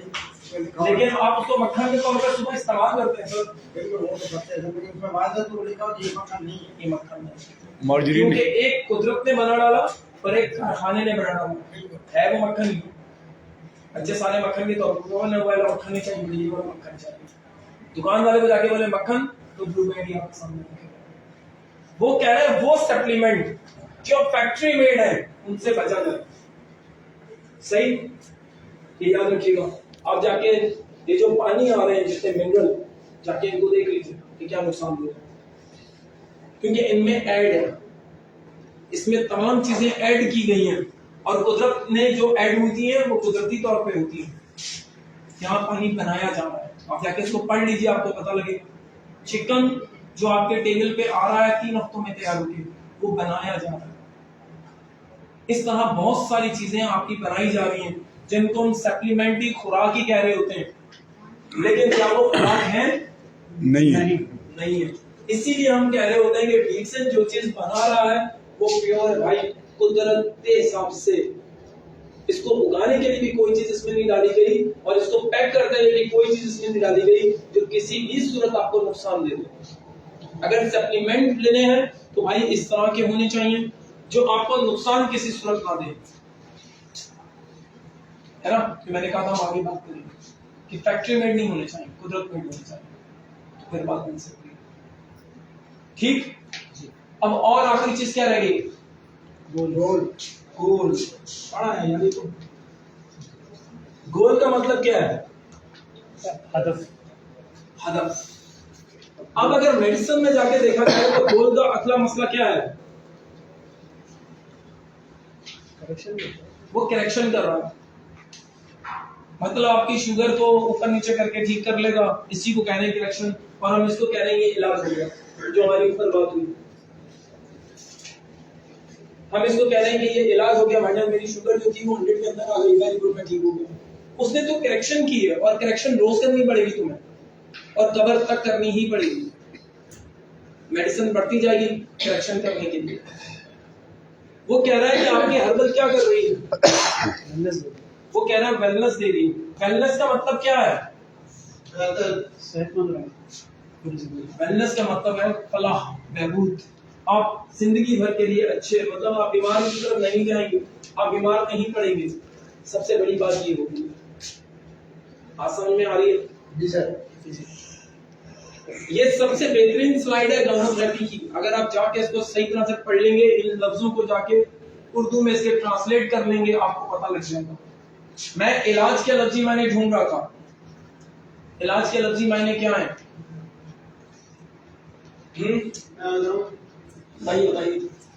ट्रीटमेंट जी, ट्रीटमेंट। माशाल्लाह। मैंने उर्दू में बोला यार, सेहत याब सर। मैंने उर्दू में बोला इसके इलाज के लफ्जी मायने।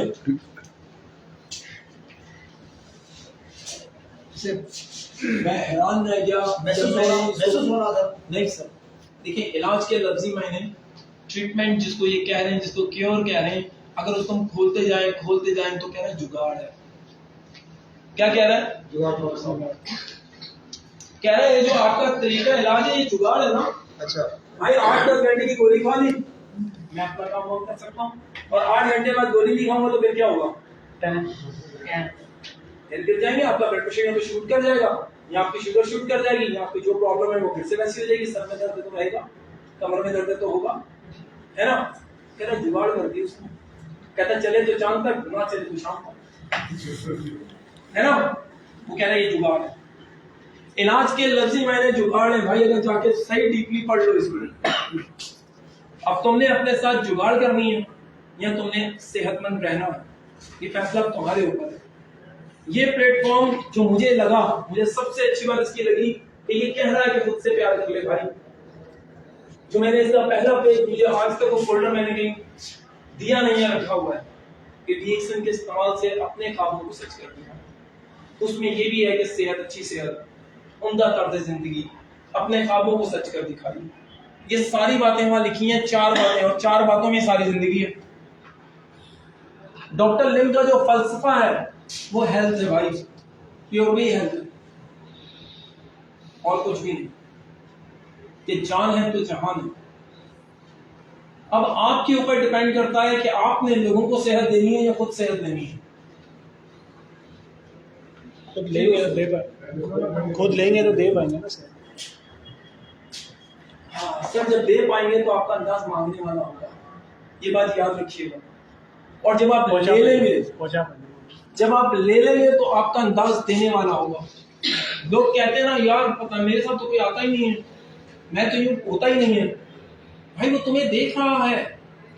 अब मेरे साथ अक्सर दोस्त मुझे मिलते हैं और मुझे कहते हैं नासिर क्या बुढ़ा नहीं होना। मैं क्या बोलूं उसको, तेरे तो बाल भी पूरे, दांत भी सारे पूरे, जोर भी लगा लेता, छलांगे भी मार लेता है, क्या कहेगा वो? ऐसा क्यों है? मैं कहता हूँ यार कुछ चीजें जो मैं इस्तेमाल करता हूँ, तो वो क्या करेगा? क्या चीज है यार? क्या मुझे बोलना पड़ रहा है? ठीक हो जाएगा, जबरदस्त हो जाएगा, आज मत दे दे, वो दुकान क्या हो गया? क्या फिर कहना पड़ेगा, रील मांगनी पड़ेगी? नहीं। अगर आप रिफ्लेक्ट कर सकते हैं डायरेक्ट सेलिंग सिस्टम में तो आप कामयाब तरीन आदमी हैं। सही। अगर आप रिफ्लेक्ट कर सकते हैं, और अगर मांगने वाले बने रहेंगे तो हजारों लोगों की टीम होगी, काम कोई नहीं करेगा। हम अभी तक मांग रहे हैं, हम रिफ्लेक्ट नहीं कर रहे। जैसा मुझे होना चाहिए मैं वहां नजर ही नहीं आ रहा, मैं वैसा नजर ही नहीं आ रहा। मेरे चेहरे से वो रुनाई, जिस्म से वो ताकतें जो लोगों को चाहिए वो नजर ही नहीं आ रही, तो कौन आपसे रुक के पूछेगा? पहले अपने आप पे इन्वेस्टमेंट करें। सबसे पहले मैंने कहा खुद से प्यार करोगे, खुद को बेहतर करोगे, लोग आपसे पूछने लगेंगे क्या कर रहे हैं। अगर ये नहीं रिफ्लेक्ट करना नहीं आया आपको, फिर कुछ भी नहीं हो सकता, ये याद रखिएगा। डीएक्सन को भूल जाइए, आप कामयाबियां नहीं ले सकते। एक मिसाल देती हूं कि अगर आप ब्रांड बना दो, तो ब्रांड तभी बनेगा ना जब आप उस जगह पे जाके वो कर पाएंगे। भाई अगर आप में से आपकी प्रोडक्ट नहीं खुलती, जुबान खोलने की जरूरत है, इसका मतलब है बेकार है ना। आप में से आपकी प्रोडक्ट नजर आनी चाहिए, है ना, ये चीज। तो प्लीज रिफ्लेक्ट करना सीख जाइए, ना के मानते रहिए। खुद पर हो जाएंगे अगर आप बेहतर नजर आ रहे हैं और सब कुछ ठीक है तो खुद आपसे लोग पूछेंगे। आज बंदे ने सारी बातें बोली, मैंने कोई दावत देने की कोशिश नहीं की, मैंने कहा ये नहीं कहा कि आ जाएगा, मैंने कहा ठीक हो सकता है, इनको कोई प्रॉब्लम ही नहीं है, डॉक्टर से जान छूट जाएगी। उसने कहा कैसे? मैंने कहा रिपोर्ट लाइएगा फिर मैं आपको बताऊंगा। हम सारी चीजें उस टाइम खोलते हैं। मैंने अक्सर लोगों को देखा, सर ये फोन पकड़े, सर पेशेंट के फोन आके, सर उसको समझाएं, उसको बुला लें सर। अबे ये तू इतना बेकारी हो गया है, भीख मांगे, कि तू मर रहा है, 10 पीवी है तो 20 पीवी के लिए। अबे भाई सामने वाले का सब चेहरा देख के सवाल होता है, आएगा बैठेगा बात होगी सारा कुछ, तभी तो होगा, तभी तो सारी चीजें बनेंगी। जब तक उसका चेहरा देखेंगे नहीं सवाल कैसे होगा उससे? भाई तो ये तकलीफ क्या है? उसकी रिपोर्ट्स पढ़ेंगे नहीं, उसको सुकून कैसे आएगा? अबे सारा मेरे बारे में जानता नहीं है और कह रहा ऋषि ले रहे। रिपोर्ट्स देखने का मतलब है कि उसको सेटिस्फाई करना, उसको सुकून देना कि भाई तेरी रिपोर्ट्स पढ़ी, अब मुझे पता लगे तेरी कंडीशन क्या है। बेशक आपको नहीं पढ़नी आती है, आपने सिर्फ यूं पलट के देख ली है खाली, यकीन करें उसको बड़ी तसल्ली आ जाएगी आपसे। हम उसके इतने बड़े मसले चुटकियों में हल करा रहे होते हैं, वो कहता है 10 साल से मैं पागल हो रहा हूँ बीमारी में, इसके पीछे भागा हूँ, उसके पीछे भागा हूँ, उसके पीछे भागा हूँ, और तुम कह रहे हो आ जाओ 2 मिनट में ठीक हो जाएंगे। हो सकता है ऐसा? मैंने बहुत से लोगों को ऐसे देखा। आप यकीन करें जब तक आप सही जगह पे नहीं पहुंचेंगे तब तक काम नहीं करेंगे। तो रिफ्लेक्ट करना सीख लीजिए सबसे पहले इंशाल्लाह। अगर आपने रिएक्शन में वाकई कामयाब होना है तो रिफ्लेक्ट करना सीख लीजिए। अगर रिफ्लेक्ट करना नहीं सीखते फिर कुछ नहीं। अच्छे अच्छे लोग बैठे हैं, पब्लिक उनके साथ आने को तैयार नहीं, क्योंकि वो रिफ्लेक्ट नहीं कर रहे। यहां से नहीं, यहां से बोलना है। जो यहां से बोलेगा वो असर करेगा, जो जुबान से बोलेगा कुछ भी नहीं होगा। 36 बार एक ही लफ्ज बोलते रहिए। क्लियर? क्लियर। कोई सवाल है, कोई बात है तो पूछ लो, किसी भी हवाले से जो तुम्हारे जहन में रह गई हो या मैंने ना की। जी सर ये गैनोडर्मा किस तरह से देना चाहिए किसी को, उसके बारे में थोड़ा गैनोडर्मा किस तरह से देना चाहिए? हाँ भाई कोई बताएगा गैनोडर्मा किस तरह से देना चाहिए? सर चम्मच साथ मिलती है उसके जरिए देना चाहिए, चम्मच साथ मिलती है उसके जरिए देना चाहिए। सर इस सवाल से आप सेटिस्फाई हैं? बिल्कुल नहीं। क्यों सेटिस्फाई हैं? क्योंकि किसी के साथ मसला क्या है, किसी के साथ क्या मसला है, तो सबको एक जैसा नहीं दे सकते। ये सवाल करें इनसे, आपस में नाराज नहीं होना। आप एक बात सीख लोगे, हमें चाइनीज ऐसे ही सिखा दोगे, इनविटेशन देके दिखाओ, तुम इसको दे दो, तुम इसको दे दो, तुम दोनों आगे खड़े होकर बात करो, खड़े होकर बाद बॉडी लैंग्वेज क्या है सवाल करें। जो आप सेटिस्फाई नहीं है बात करें, लोग भी सुनेंगे। ये क्या जानना चाह रहे हैं? हर इंसान को नहीं दे सकते ना एक जैसा। किसी का किडनी का प्रॉब्लम है, ठीक है, किसी को बस ऐसे ही है कि वो सेहतमंद रहना चाहता है, तो हर इंसान को जितना नहीं है। मेरे उस्ताद मोहतरम ने फरमाया कि गैनोडर्मा सिर्फ जो है कोई अगर किसी का ऑपरेशन वगैरह हुआ हो ताज़ा तो उसको नहीं दे सकते 90 डेज तक, उसके अलावा हर मरीज़ को दे सकते हैं। क्योंकि गैनोडर्मा ने जो है ना वो जी कितना दे सकते वो आप पे डिपेंड करता है, उसकी मिकदार जो है आप एक चम्मच साथ होती चम्मच दें अब ज़्यादा तो नया है, उस पे डिपेंड नहीं करता, वो तो बिल्कुल नया है पहली बार। जितनी आप मिकदार देंगे कम देंगे कम तो करेगा, ज़्यादा देंगे तो ज़्यादा से करेगा। ज़्यादा देने से ज़्यादा असर कैसे करेगा? 1/4 देगा। सर बड़ी इंपॉर्टेंट बात करती हूँ कि ज्यादा देने से ज्यादा असर करेगा, मतलब एक बोतल पिला दे जान छूट जाएगी, ठीक हो जाएगा। मेरे पीछे लीवर सोरासिस पेशेंट बैठा हुआ है, वो सोचेगा घर जाके 70 ग्राम की बोतल एक ही बार में खा लूं, मैं तो 1 ग्राम खाऊंगा आगे ठीक हो जाऊंगा। 70 ग्राम की बोतल एक ही बार ही हो जाएगा, अल्लाह ने करे कुछ भी नहीं होगा इनको, लेकिन क्या कल से दवाई करूँ। एक चम्मच सर जी एक छोटी सी बात सुन लें, बड़ी इंपॉर्टेंट बात आई है, जो अक्सर और बेशतर इसी तरह से बातें हो रही होती हैं, मैं इसलिए कह रहा हूँ आपस में बातें करोगे बड़ी प्यारी बातें निकलेंगी, बहुत कुछ सीखोगे। आपके जिस्म की एक नीड है, ये बात याद रखना, हर जिस्म की एक नीड है।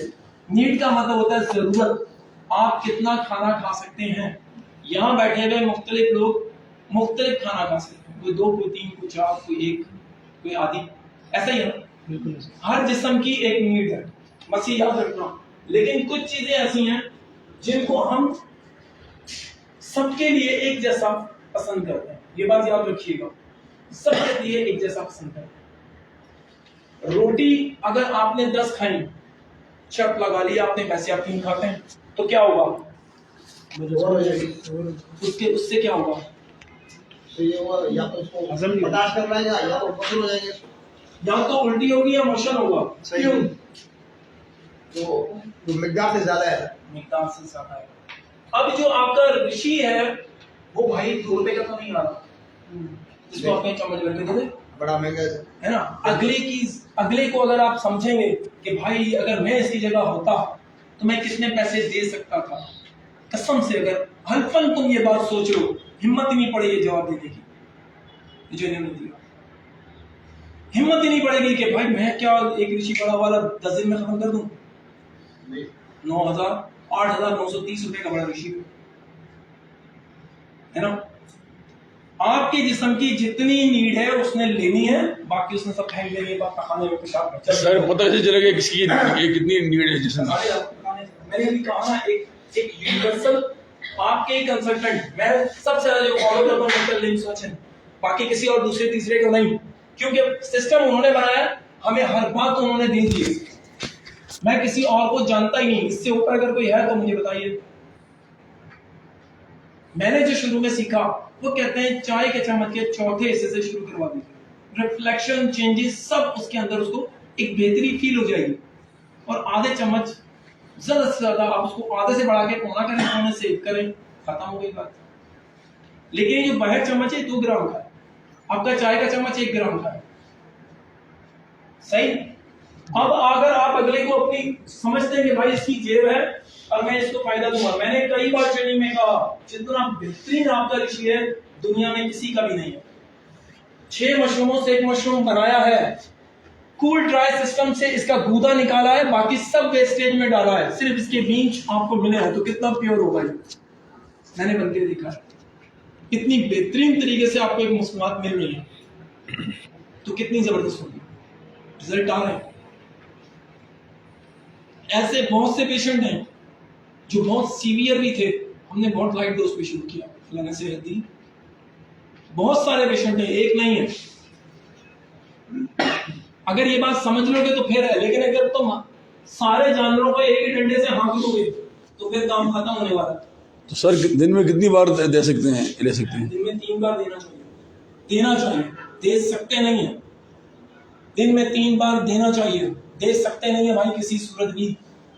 दिन में 3 बार देना चाहिए, सुबह दोपहर और रात, जिस आप खाना खाते हैं, हर खाने से आधे घंटा पहले। ये इसकी जिस्म की नीड है, हम उसकी नीड पूरी कर रहे हैं कि भाई तुझे ये भी ले, ये भी ले, ये भी ले। अगर हर चीज को सही सही जानेंगे तब बात करेंगे, बाकी आपकी मर्जी। जैसे सर बहुत लोग कहते हैं कि ये ऋषि और मुरंदी दोनों जो है ना, ये हर पेशेंट को हर एक को देनी चाहिए लाजमी। हर पेशेंट को मतलब क्या है?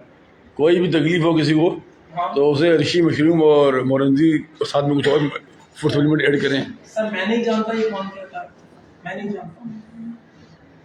जानता कि कौन कहता है, इसलिए मैं इस बात को मानता भी नहीं। आपके कहना क्या इसके बारे में? सर जो जैसा है उसको वैसा देखिए ना। आप बता सकते हैं ऋषि की तासीर क्या है? आप बता सकते हैं ऋषि की तासीर क्या है? जी कौन बताएगा ऋषि की तासीर क्या है? ये इस्तेमाल करेंगे तो फिर पता लगेगा। ऐसे कौन बताएगा पेप्सी का जायका क्या है? तासीर सर जायका नहीं कहा, गरम है, गरम है, कैसे पता लगा सर? आप किस चीज में इस्तेमाल कर रहे हैं?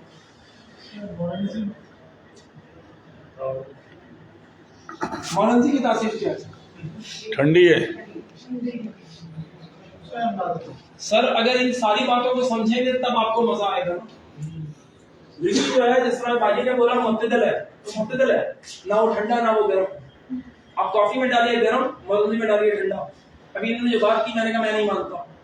अब सामने वाली बॉडी क्या है, मैंने हिकमत में ये सीखा, मैंने अगर 4 साल मैंने पढ़ा तो ये सीखा मेरे उस्ताद ने करशी और हमदर्द दोनों पे केस किया कि तुम YouTube पे नुस्खे डाल रहे हो और कह रहे हो सबके लिए इस्तेमाल करें। साबित करो कि ये इस गर्म तबीयत के लिए भी ठीक है और ठंडी तबीयत के लिए भी ठीक है। क्या करेगा वो? मर गया ना। लेकिन जो हमारे जैसे पढ़ने वाला YouTube खोलते हैं, ओहो ये तो आ गया, ये तो बड़े फायदे दे रहा है, मुझे इस्तेमाल कर देना चाहिए। जिद पे इस्तेमाल हो रहा है बॉडी के। जब तक तुम बॉडी को पहचान नहीं सकते, जब बॉडी को पहचानोगे तो उसकी जिद पे इस्तेमाल करवाओगे, और जब बॉडी को पहचानोगे नहीं तो फिर इस्तेमाल कैसे कराओगे? ये कौन सीखेगा?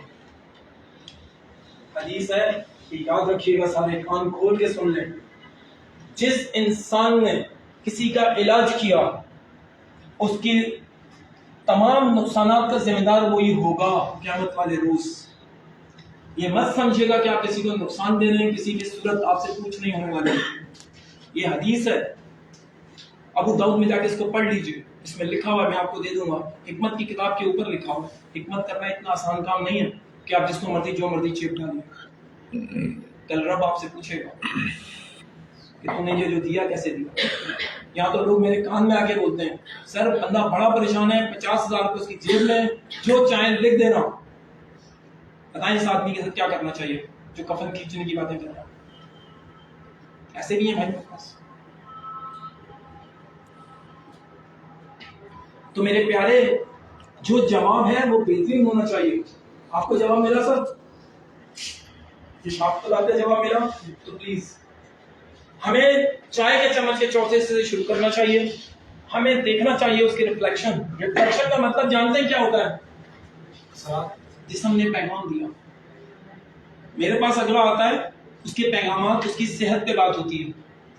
सही है? अगर उसके जिस्म से कोई पैगाम आ रहा है, वो कहता है ऐसा कैसे पता लगेगा? सवाल करें तो डॉक्टर के पास क्यों गया था? देखा मेरे इधर दर्द हुआ था, ये क्या था?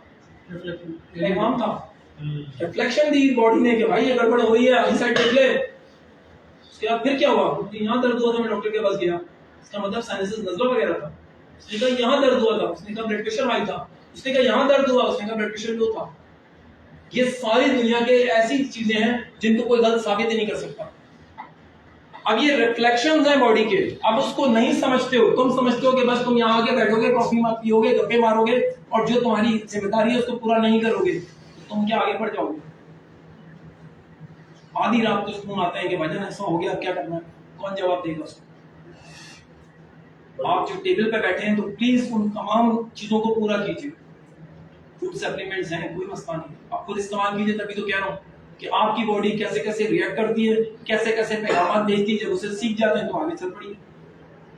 एक बंदा है, बहुत एंटी था, इतना एंटी कभी आएगा इंशाल्लाह आपको मिलाऊंगा। उसकी कमर में इस जगह पे मोहे में उसकी लग गई। मुझे रोज आके बताया कि मेरी कमर में मोहे में दर्द हो गया। मैं कह रहा हूँ महीना दूसरा फिर से लगाना शुरू करूंगा। मैं मर रहा हूँ और आप सबको बताते हैं, मुझे नहीं बताते। मैं कह रहा हूँ यार अभी बस 1 महीना रुक जा, अभी तेरा दिन नहीं आया, अभी तेरा दिन नहीं आया।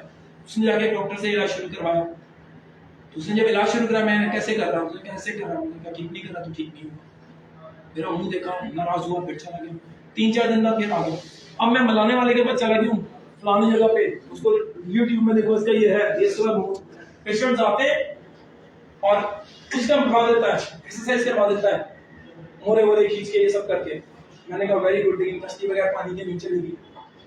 इतना नाराज हुआ मैं आपको बता नहीं सकता। मुझे तो आराम है, मैंने कहा मैं तो लेता रहा आराम। तकरीबन 15 दिन बाद वापस आया, कहता भाई मुझे फिर दर्द कोई शुरू हो गया। और वो कहता ये तो होता रहेगा, क्योंकि मैं उसके पास जाता हूँ और मुझे यही कहता है। सही, जब बिल्कुल उसने कहा कि मैं अब सब डॉक्टरों से तंग आ गया, पानी वाले के पास चला गया, उसने उसके हाथ में कोई रॉड दी, सारी चीजें बता दी, बड़ा खुश था, ये देख सारी रिपोर्टें आ गई, मुझे यही पता मेरी बीमारी पता डी उसमें।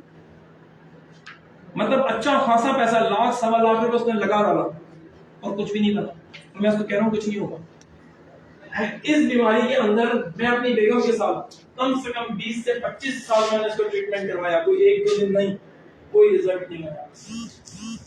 मेरी बेगम की टेंडेंट टूट गई जो हमने तार से बांधी, कोई रिजल्ट नहीं आया। यही मैंने उसको बोल दिया, मैंने कहा ये देख तेरी भाभी, इसका यही हाल है, जो तू इलाज करा रहा है इसमें ऐसे ही हुआ। तब क्या, अब मैं कहीं नहीं जाऊंगा, तुम ट्रीटमेंट करोगे। मैंने कहा पक्की बात है? कहता हाँ। मैंने कहा आराम नहीं आएगा? मुझे नहीं पता, तो नहीं करोगे। 20 दिन हो गया हमने ट्रीटमेंट शुरू किया, आज आके मुझसे जोर आजमाइयां कर रहा था, कह रहा मुझे पता ही नहीं लग रहा मेरे दर्द की। सिर्फ 20 दिन गुजरे हैं जो उसने सब कुछ किया। मैं बार बार कह रहा हूँ इसकी बगैर पानी की नहीं चलेगी भाई। तेरी रीढ़ की हड्डी है, इसको मोरों ने नहीं, इसको मसल ने संभाला हुआ है, रगों पट्टों ने, नर्व ने संभाला हुआ है। जब तक वो ताकतवर नहीं होंगी तो हड्डी तो अपने रक्त में दबाएगी, तो तू क्या करेगा? समझ में आ गई उसकी बात? कहता हाँ यार अब तो मैं यूं नहीं छोड़ूंगा, है कि नहीं? हर आदमी को ट्रीट करने की जगह है भाई, फौरन से नहीं आजा मैं कर देता हूँ। अगर यही काम मैं उसको पहले दिन कहता और उसको इस तरह शुरू में आराम नहीं आता, तो आपको भी करके देके चल जाता। ये क्या यूज कर रहे हैं इसको? हाय रे हाय, हाय रे हाय। सर कोकोजी और पोटेंसी, कोकोजी और पोटेंसी, सही। तो ऐसी चीजें सर, मुश्किल कुछ नहीं है, आप हर चीज पे काम कर सकते हो। सर ये शटिका कहते हैं इसको, जी सर। L4 और L5 जो डिस्टर्ब हो जाते सर हैं। किसी भी disturb, lumbar spine, cervical spine या डॉर्सल स्पाइन, कुछ भी हो जाए आप इसमें कर सकते हैं। सही जी। तो ऐसी चीजें भाई अगर आप सही तरह से नहीं कर सकते तो फिर कुछ भी नहीं कर सकते। क्लियर है? कोई सवाल किसी और के ज़हन में तो कर, वरना फिर अल्लाह हाफ़िज़ करे। किसी के ज़हन में कोई बात आ रही है तो पूछ लो। सर वारंटी के बारे में पूछना था। क्या जैसे कि मेरी फ्रेंड है, उसका डिसएबिलिटी होता जा रहा है, क्या होता जा रहा है? हाई हो जाएगा। ठीक है। तो जैसे वारंटी इस्तेमाल करवाने के लिए बता रहा था, मैंने वारंटी इस्तेमाल किया, तो वारंटी फ्री टाइम से है, दो टाइम ठीक है। दो टाइम का सर ये पोटेंसी जो है 3 कैप्सूल लेने सुबह दोपहर शाम। थोड़ी 2 मिनट रुकिए, उनकी बात सुने फिर आपकी भी सुनेंगे इंशाल्लाह। जी।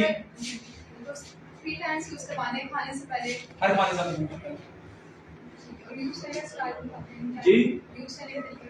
हाँ देखिए, सबसे पहली बात किसने क्यों दी इसको, उसके दिमाग में क्या है, हम उसकी सारी बात पूछेंगे तो फिर आपको समझ में आ जाएगी। सबसे पहले उसने क्या सोच के दी। मेरे दिमाग में ये आता है कि इस फीमेल का हार्मोनल चेंजेस बिगड़ गया, जिसकी वजह से इसकी फीमेल प्रॉब्लम्स हो रही हैं, जिसकी वजह से उसका जिस्म जो है वो कमजोर पड़ रहा है और खुलता जा रहा है।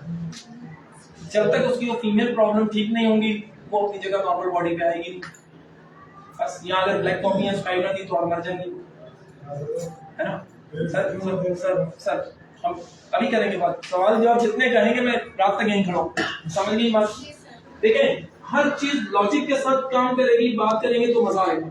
बगैर लॉजिक के नहीं, वजह बता कि तूने क्यों दी, उस पर क्या करना चाह रही है। मैं आपको लॉजिक के साथ बात करूंगा, अब जिस मैंने अभी आपको बात बताई, आप जाके उससे पूछ लीजिए, वो ही नहीं सकता मैं गलत कह। मेरा 30 साल का एक्सपीरियंस है कि जो जिस्म में चेंजेस आती हैं वो किसी एक या दो वजह से आती है, तीसरी चौथी वजह ही नहीं। सही है? हार्मोनल जी 3 बार ऋषि सिर्फ मॉर्निंग से दिन में हर खाने से आधा घंटा पहले गाय का गोश्त, मुर्गी, अंडा, बैंगन, तली हुई चीजें बंद करा दीजिए। उसकी जो चीजें उसको नुकसान दे रही हैं वो सारी बंद करा दीजिए। इसका मतलब उसके मेदे मसाले में गर्मी है, खून में हिद्दत बढ़ी हुई है, वो चीजें गर्म बंद करा दें, आपको भी ठीक हो जाएगी। अगर आपने ये नहीं किया, जो काम 6 महीने में होने वाला है वो अगले 2-3 साल में जाके ठीक नहीं होगा। आपकी अपनी प्रोडक्ट हर तेजी से काम ही नहीं कर सकती। वो अगला कहेगा भाई ये क्या मतलब, आपने अपनी प्रोडक्ट को अगर एंटीबायोटिक की तरह इस्तेमाल करना है तो उन्हीं जगहों पे परहेज भी आपने वैसे ही कराना है। अगर आपको परहेज नहीं पसंद पता तो फिर कुछ नहीं। परहेज करवानी है, परहेज कोशिश करना बड़ा, परहेज कुछ भी नहीं करना, आप सब कुछ खाओ। हाँ समझ लीजिए बात। समझ लीजिए। जिसम उसका अपने तवाजुन में नहीं है ना, गरमाई की तरफ गया हुआ है, ठंडाई की तरफ मोरन जी लेके जा रहे हैं, लेकिन वहां से ऐसे ही करेंगे। शायद टैंकी है उसमें सुराख हो गया है, टैंकी भर नहीं रही है, क्या करना चाहिए? सुराख को बंद करना चाहिए। सुराख को बंद, आप कह रहे हैं सुराख को बंद नहीं करना, टैंकी भरते रहो, तो कैसे काम बनेगा? ये वही बात हो गई। एक बंदे के पास अल्लाह वाले के पास एक बंदे आए, कह लीजिए कुएं में कुत्ता गिर गया, क्या करना चाहिए? उन्होंने कहा 40 बाल्टियां निकालो, पानी पियो। उन्होंने कहा ठीक, उन्होंने कहा थोड़ा हम निकालियो, बाहर फेंक देंगे, फिर आए कहने धूप खत्म नहीं हुई। उन्होंने कहा फिर 40 बाल्टियां निकालो, फिर पानी पियो, फिर आए कहने धूप खत्म नहीं हुई। कहना फिर 40 निकालो, जब 40 निकाले कहना भूख खत्म नहीं, कहना चल के मुझे दिखाओ। देखा तो कुत्ता तो वहीं पड़ा हुआ। जब तक कुत्ता नहीं निकलेगा वो कैसे जाएगी? 40 बाल्टियां निकालते बाहर फेंक रहे हैं। जब परहेज ही नहीं पता तो भाई काम कैसे बनेगा? बीमारी इस तक पहुंची क्यों? बात इतनी सी है। तो इस्तेमाल से कैसे करना है? वो गर्म पानी नहीं करना। नॉर्मल गर्म पानी से तासीर ही बदल देंगे आप उसकी। गर्म पानी से तासीर ही बदल देंगे, आपने ठंडी तासीर देनी है उसको। तो गर्म पानी पी लो, वही बताया। कमाल कर रहे हैं। फिर मोदन क्यों दे रहे हैं? मोदन नाम है, नॉर्मल पानी में नॉर्मल पानी भी देना चाहिए। यही तो कह रहा हूँ आपसे, असल चीजें पूरी पूरी तरह जानना है, सिर्फ बोल देना नहीं है। हम यहाँ सिखा रहे होते हैं कि भाईजान मौलाना जी यूं करती, किसी की हिम्मत ही नहीं सवाल कर ले मुझसे, सर ये तो बता दें। चुप करके और चलेगी। समय ने भी सवाल किया, मुतदिल है, घर में कितने साल हो गए रिश्ते काम करते हुए, किसी को नहीं पता। मौलाना जी की क्या तासीर है स्पाइन? मैंने जो डॉक्टर साहब बैठ खड़ी थी, यहाँ पे ट्रेनिंग दे रही थी, मैंने अगले से बोला इनको पूछ स्पाइन की तासीर क्या है। उन्होंने मुझे देखा, एक बात कर रहा है, पौने घंटे 1 घंटे की ट्रेनिंग थी, 20 मिनट में निकल के चली गई, तो कोई और सवाल नहीं होगा। आपको आपकी चीजों में फुल कमांड होनी चाहिए, तब मजा आता है। अब मैं ऐसे लोगों को बनते देख ही नहीं रहा, सिर्फ आ रहे हैं, रगड़ रहे हैं, दे दो, क्या फर्क पड़ता है? मैंने भी आपको हदीस सुना दी, अब ये हदीस आप तक पहुंच गई, आप जिम्मेदार हैं उसके। नॉर्मल पानी में ऐसे सही है, ठीक है? तो नॉर्मल पानी में 1 कप लेना या 1 कप ना? 1 कप पानी 2 चम्मच। बिल्कुल दे सकते हैं, सही है जी सर। आप तो पूछ रहे हैं सर, वो जो शटिका की मरीज को आपने पोटेंसी दी, वो दिन में कितनी मरतबा, कितनी कैप्सूल यूज करेगा? दिन में 3 बार, सुबह दोपहर और रात। एक ही कैप्सूल? एक ही कैप्सूल 3 बार में 6 अलग अलग कैप्सूल होगा। 3 कैप्सूल दिन में यूज करेगा? एक सुबह, एक दोपहर, एक रात। और वो शाशी कितने पिएगा? एक साशे पूरा किसी भी टाइम के लिए या आदत के बाद? एक साशे एक टाइम में कैसे पी लेंगे? मैंने अभी आपको एक बात बताई कि जितनी बॉडी की नीड है ले लेगा, बाकी फेंक देगा, तो अब आप साशे को कैसे लेंगे? तो वो शाशी को 3 टाइम करके पिए या 2 टाइम पिए? 3 टाइम, 4 टाइम भी कर ले तो कोई तकलीफ नहीं। लेकिन अब भी यहाँ एक गुंजाइश बाकी है, उस बॉडी की तासीर कैसी है, फोकस कर रहा है। आप बहुत पीछे हैं सर, अगर उन चीजों को नहीं सीखेंगे तो रिजल्ट कैसे देंगे? क्योंकि चॉकलेट सर ताकतवर है, गर्म है, बात इतनी सी है ना। अगर हर चीज को खुल खुल के सीखोगे तब पता लगेगा। अब तुम अधूरा सोच के जाओगे, तुम बोलोगे रिजल्ट नहीं आया तो क्या होगा? इतनी सी। तो इसलिए बहुत जबरदस्त सीखने की गुंजाइश है सर। तो सर पोटेंसी की तासीर जो है वो गर्म है या ठंडी है? पोटेंसी में है क्या क्या? पोटेंसी में है क्या क्या? नॉन जड़ी बूटी गर्म है सर मेरे ख्याल से। पोटेंसी में काली मिर्ची, काली जीरी, पाउडर, जिनसिंग है ना, ऋषि है, ये सारी जितनी भी चीजें आ रही हैं ये आपस में मिल मिला के मुतदल हो जाती है, ना गर्म रहती है ना ठंडी रहती है, मुतदल, जिसके साथ मिला के जो करना है कर लो। क्या करोगे?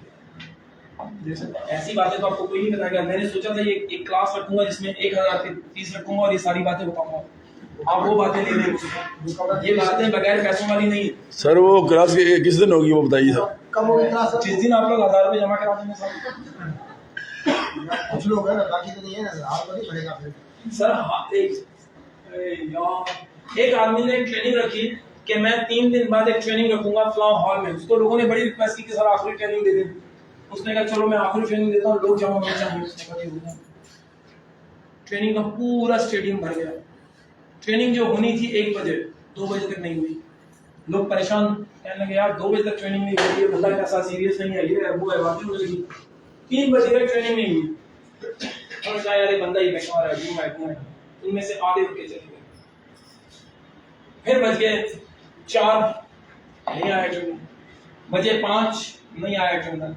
बजे 6, नहीं आया ट्रेनर। जब शाम के 7 बजे और लोग सारे जा चुके थे, मुश्किल से 15 से 20 स्टेडियम में लोग बैठे हुए थे। कहा गया सर ये क्या, ये आप तो यूं थे। कहने लगा मैं देखना चाहता था सीखने वाले कितने आए।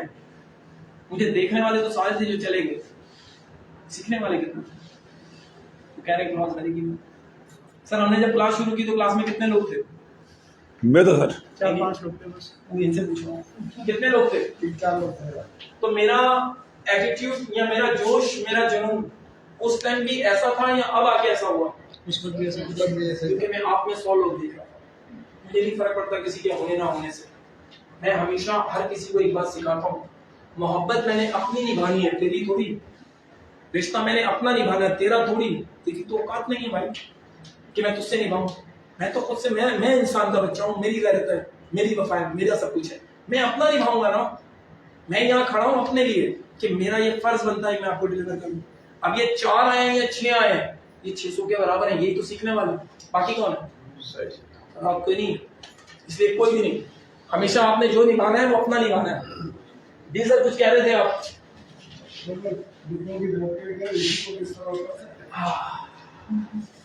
Logic logic logic logic logic मांगे खुद से। घुटनों के दर्द के लिए ऋषि मोरंदी इस्तेमाल करनी है। जी दोस्तों, तो कहते ऋषि मोरंदी, एक मिनट सर, यहाँ कहते ऋषि मोरंदी सबके लिए देनी चाहिए। जी सर, जवाब। जी सर, मैंने तो ये सुना है किसी से कि ऋषि मोरंदी के साथ कुछ और भी ऐड करेंगे, लेकिन ऋषि मोरंदी जो है ना लाजिम है हर एक के लिए। हाँ भैया, अब किधर जाए, अब किधर जाए भाई? दोनों घुटनों में दर्द क्यों हो रहा है? सबसे पहले खुद से सवाल करें। यूरिक एसिड बढ़ा है, हाँ नहीं सर, वैसे ही नहीं सर, यूरिक एसिड जब भी बढ़ेगा, यार तुम लोग पैसों वाली बातें सारी पूछ रही हो यार। मेरी अगली ट्रेनिंग तब हो जाएगी भाई। अगर इस जोड़, उंगली के इस जोड़ में दर्द है और इस जोड़ में दर्द है और इस जोड़ में भी दर्द है, तो ये यूरिक एसिड है। पूरे हाथ की तमाम उंगलियों के जोड़ों में दर्द है, तो ये यूरिक एसिड है। इस जोड़ में दर्द है तो भी यूरिक एसिड है, और इस जोड़ में दर्द है तो भी यूरिक एसिड है। अगर सिर्फ घुटनों में दर्द है तो यूरिक एसिड कैसे है भाई? यार ये बेचारे दोनों कह रहे हैं कि मैं ऊपर वाले हिस्से को नहीं उठा पा रहा, कुछ कर, तू कमजोर हो गया, तू खाली हो गया। अब जिससे पूछा जाए उससे पूछें क्या हाल है, ऐसा कि नहीं? जवाब देना। या तो उसने अपने आप को बहुत भारी कर लिया है, ये उठा नहीं पा रहे, या तो उसने अपने आप को खाली कर लिया है, ये उठा नहीं पा रहे। क्यों सर, ऐसा ही है कि नहीं है? हंस रहे यार आप, जवाब तो दें। पहले बताएं कि ऐसा है कि नहीं, फिर बाद में आप खुद बताएंगे। पहले इसका जवाब दें। वजन ज्यादा कर दिया, वजन ज्यादा कर लिया है या खुद को खाली कर लिया है? 80 जा रहा है। हाँ, 80 जा रहा है। इसका मतलब खुद को खाली कर लिया। कितनी एज है आपकी? हाँ, तो इसका मतलब क्या? आपका खाना आपको लग रहा है जो खा रहे हैं। मैंने अभी सप्लीमेंट की बात की थी, आ जाए सर, मजा आएगा, आ जाए है ना। 65 एज में आप वो खा रहे हैं जो आपके घर में बन रहा है, सामने दिखे ना सारे, आपको देख रहे हैं। 65 एज में आप वो खा रहे हैं जो सब खा रहे हैं, कोई इजाफी कुछ कर रहे हैं। आपकी बॉडी को इजाफी की जरूरत है, उससे वो नरिश नहीं होगी। अगर मैं लॉजिकली, हमें वो लेना है जो उसको चाहिए। शुगर कैसी है आपकी? आप सिर्फ कोकोजी इस्तेमाल करेंगे, ठीक है, गर्म पानी। अब इसमें क्या हुआ बताएं मुझे? अब इसमें क्या हुआ? इसमें ऋषि आपको ऑटो में मिल गया कोकोजी में, क्या नहीं है? बॉडी को नरिश, उसमें ताकत दे दी पूरी। तो कोकोजी और स्पाइरुलिना दोनों एक ही टक्कर की चीजें हैं। चॉकलेट इतना सा पीस अगर रोज खाया जाए तो खून को पतला करता है, दिमाग को ताकत देता है, आपके नर्व को ताकत देता है, सारी चीजों को ताकत देता है। फिर किधर जाएंगे? और आपकी एज 65 है, थोड़ा सा गर्म से इलाज कर लेंगे, मजा आ जाएगा। पैसे बच गए ना ऋषि मोरंदी से। कल मेरी एक कॉफी बन गई आप पे।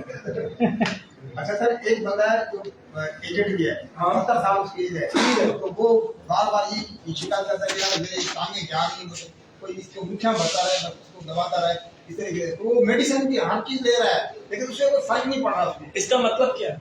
इसका मतलब ये है कि उसकी जो विटामिन वगैरह है, क्या कहते हैं, सब खत्म हो गई है। कैसे करूंगी?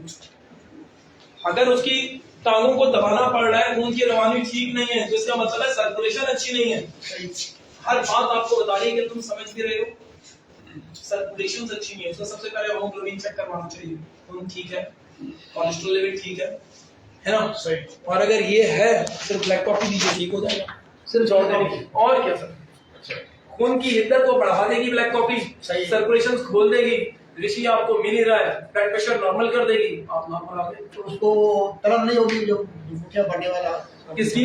आस्ता से जाके वो ठीक हो जाएगा, आस्ता से ठीक हो जाएगा। नहीं हो तो दालचीनी वाला पानी गर्म कीजिएगा, कॉफी उसमें बना लीजिएगा और हिद्दत को बढ़ा लीजिए। कौन सी कॉफी डालें उसमें? Black coffee sir. Black coffee, अच्छा। मैंने कहा ना एक एक प्रोडक्ट कई कई काम करती है, सही सही। लेकिन ये पैसों वाली ट्रेनिंग ना। हाँ ये बात है। चले हो गया कंप्लीट या और भी कोई बात है? जी जी बोले बोले। सर खून की हिद्दत क्या होती है? हाँ, खून के अंदर गर्माई का बढ़ जाना है ना। खून के अंदर अगर हिद्दत बढ़ेगी तो आपके चेहरे पे जिस्म पे मस्से निकलने शुरू कर देंगे, छोटे छोटे दाने निकलने शुरू हो जाएंगे, छोटे छोटे मस्से ज्यादा होंगे, सही है। तो इस तरह की प्रॉब्लम आपको आनी शुरू हो जाएगी, आपको एहसास हो जाएगा कि खून में हिद्दत बढ़ गई। फीमेल और जेंट्स प्रॉब्लम शुरू हो जाएंगे, इसका मतलब है खून में हिद्दत बढ़ गई, है ना। ये सब निशानी है, तो हमें हिद्दत को नॉर्मल करना है, फिर हम ठीक हो जाएंगे। बिल्कुल आप पी सकते हैं, बिल्कुल पी सकते हैं नॉर्मल पानी में, गर्म पानी में। रोज़ नहीं पी सकते। रोजर नहीं, रोज़न की तासीर कैसी सर? रोजर की तासीर भी ठंडी है, सर तरीन है। रोजर की तासीर भी ठंडी है। ठीक है दोस्तों, किसी के पास कोई और चीज दिमाग में रह गई तो पूछ लो पैसों वाली। है किसी के पास कोई चीज दिमाग में? जी पूछे पूछे। होम्योपैथिक और एलोपैथिक का कहते हैं कि इनको एक साथ लेना चाहिए, क्यों? रेड शॉट लगता है। देखिए मैंने 1 साल होम्योपैथिक पढ़ी, सही है, मुझे बड़ा शौक है इन चीजों का, इसलिए आप जहां भी होंगे ना मैं कहीं ना कहीं आपको नजर आ जाऊंगा। इन्होंने लिखा, जिसने होम्योपैथिक पढ़ाई उसने कहा ये वन रेमेडिएशन है, इसका मतलब एक ही चीज दे सकते हो, दूसरी चीज इसमें ऐड नहीं करते। अब इन्होंने ऐड करनी शुरू कर दी, 4-5 चीजें मिला के आपने कहा ये दे दे, है ना। हर चीज की अपनी अपनी चीज काम करने की जगह। तो एलोपैथिक काम करती है और ये जाके उसके ऊपर ऑर्गन पे जैसे आ रही है अपना काम करने के लिए बढ़ाएगी, वो रोकेगी। मिसाल के तौर पे अगर आपको मसला हो रहा है, सही है, एंटीबायोटिक क्या करेगी? उसको रोकेगी। और एलोपैथिक होम्योपैथिक क्या करेगी? निकालेगी। तो अब कैसे काम बनेगा? तो करना चाहिए दोनों को साथ के नहीं, सीधी बात है। इसी तरह समझ गए तालियों का मतलब कि जहाँ छोड़ दो।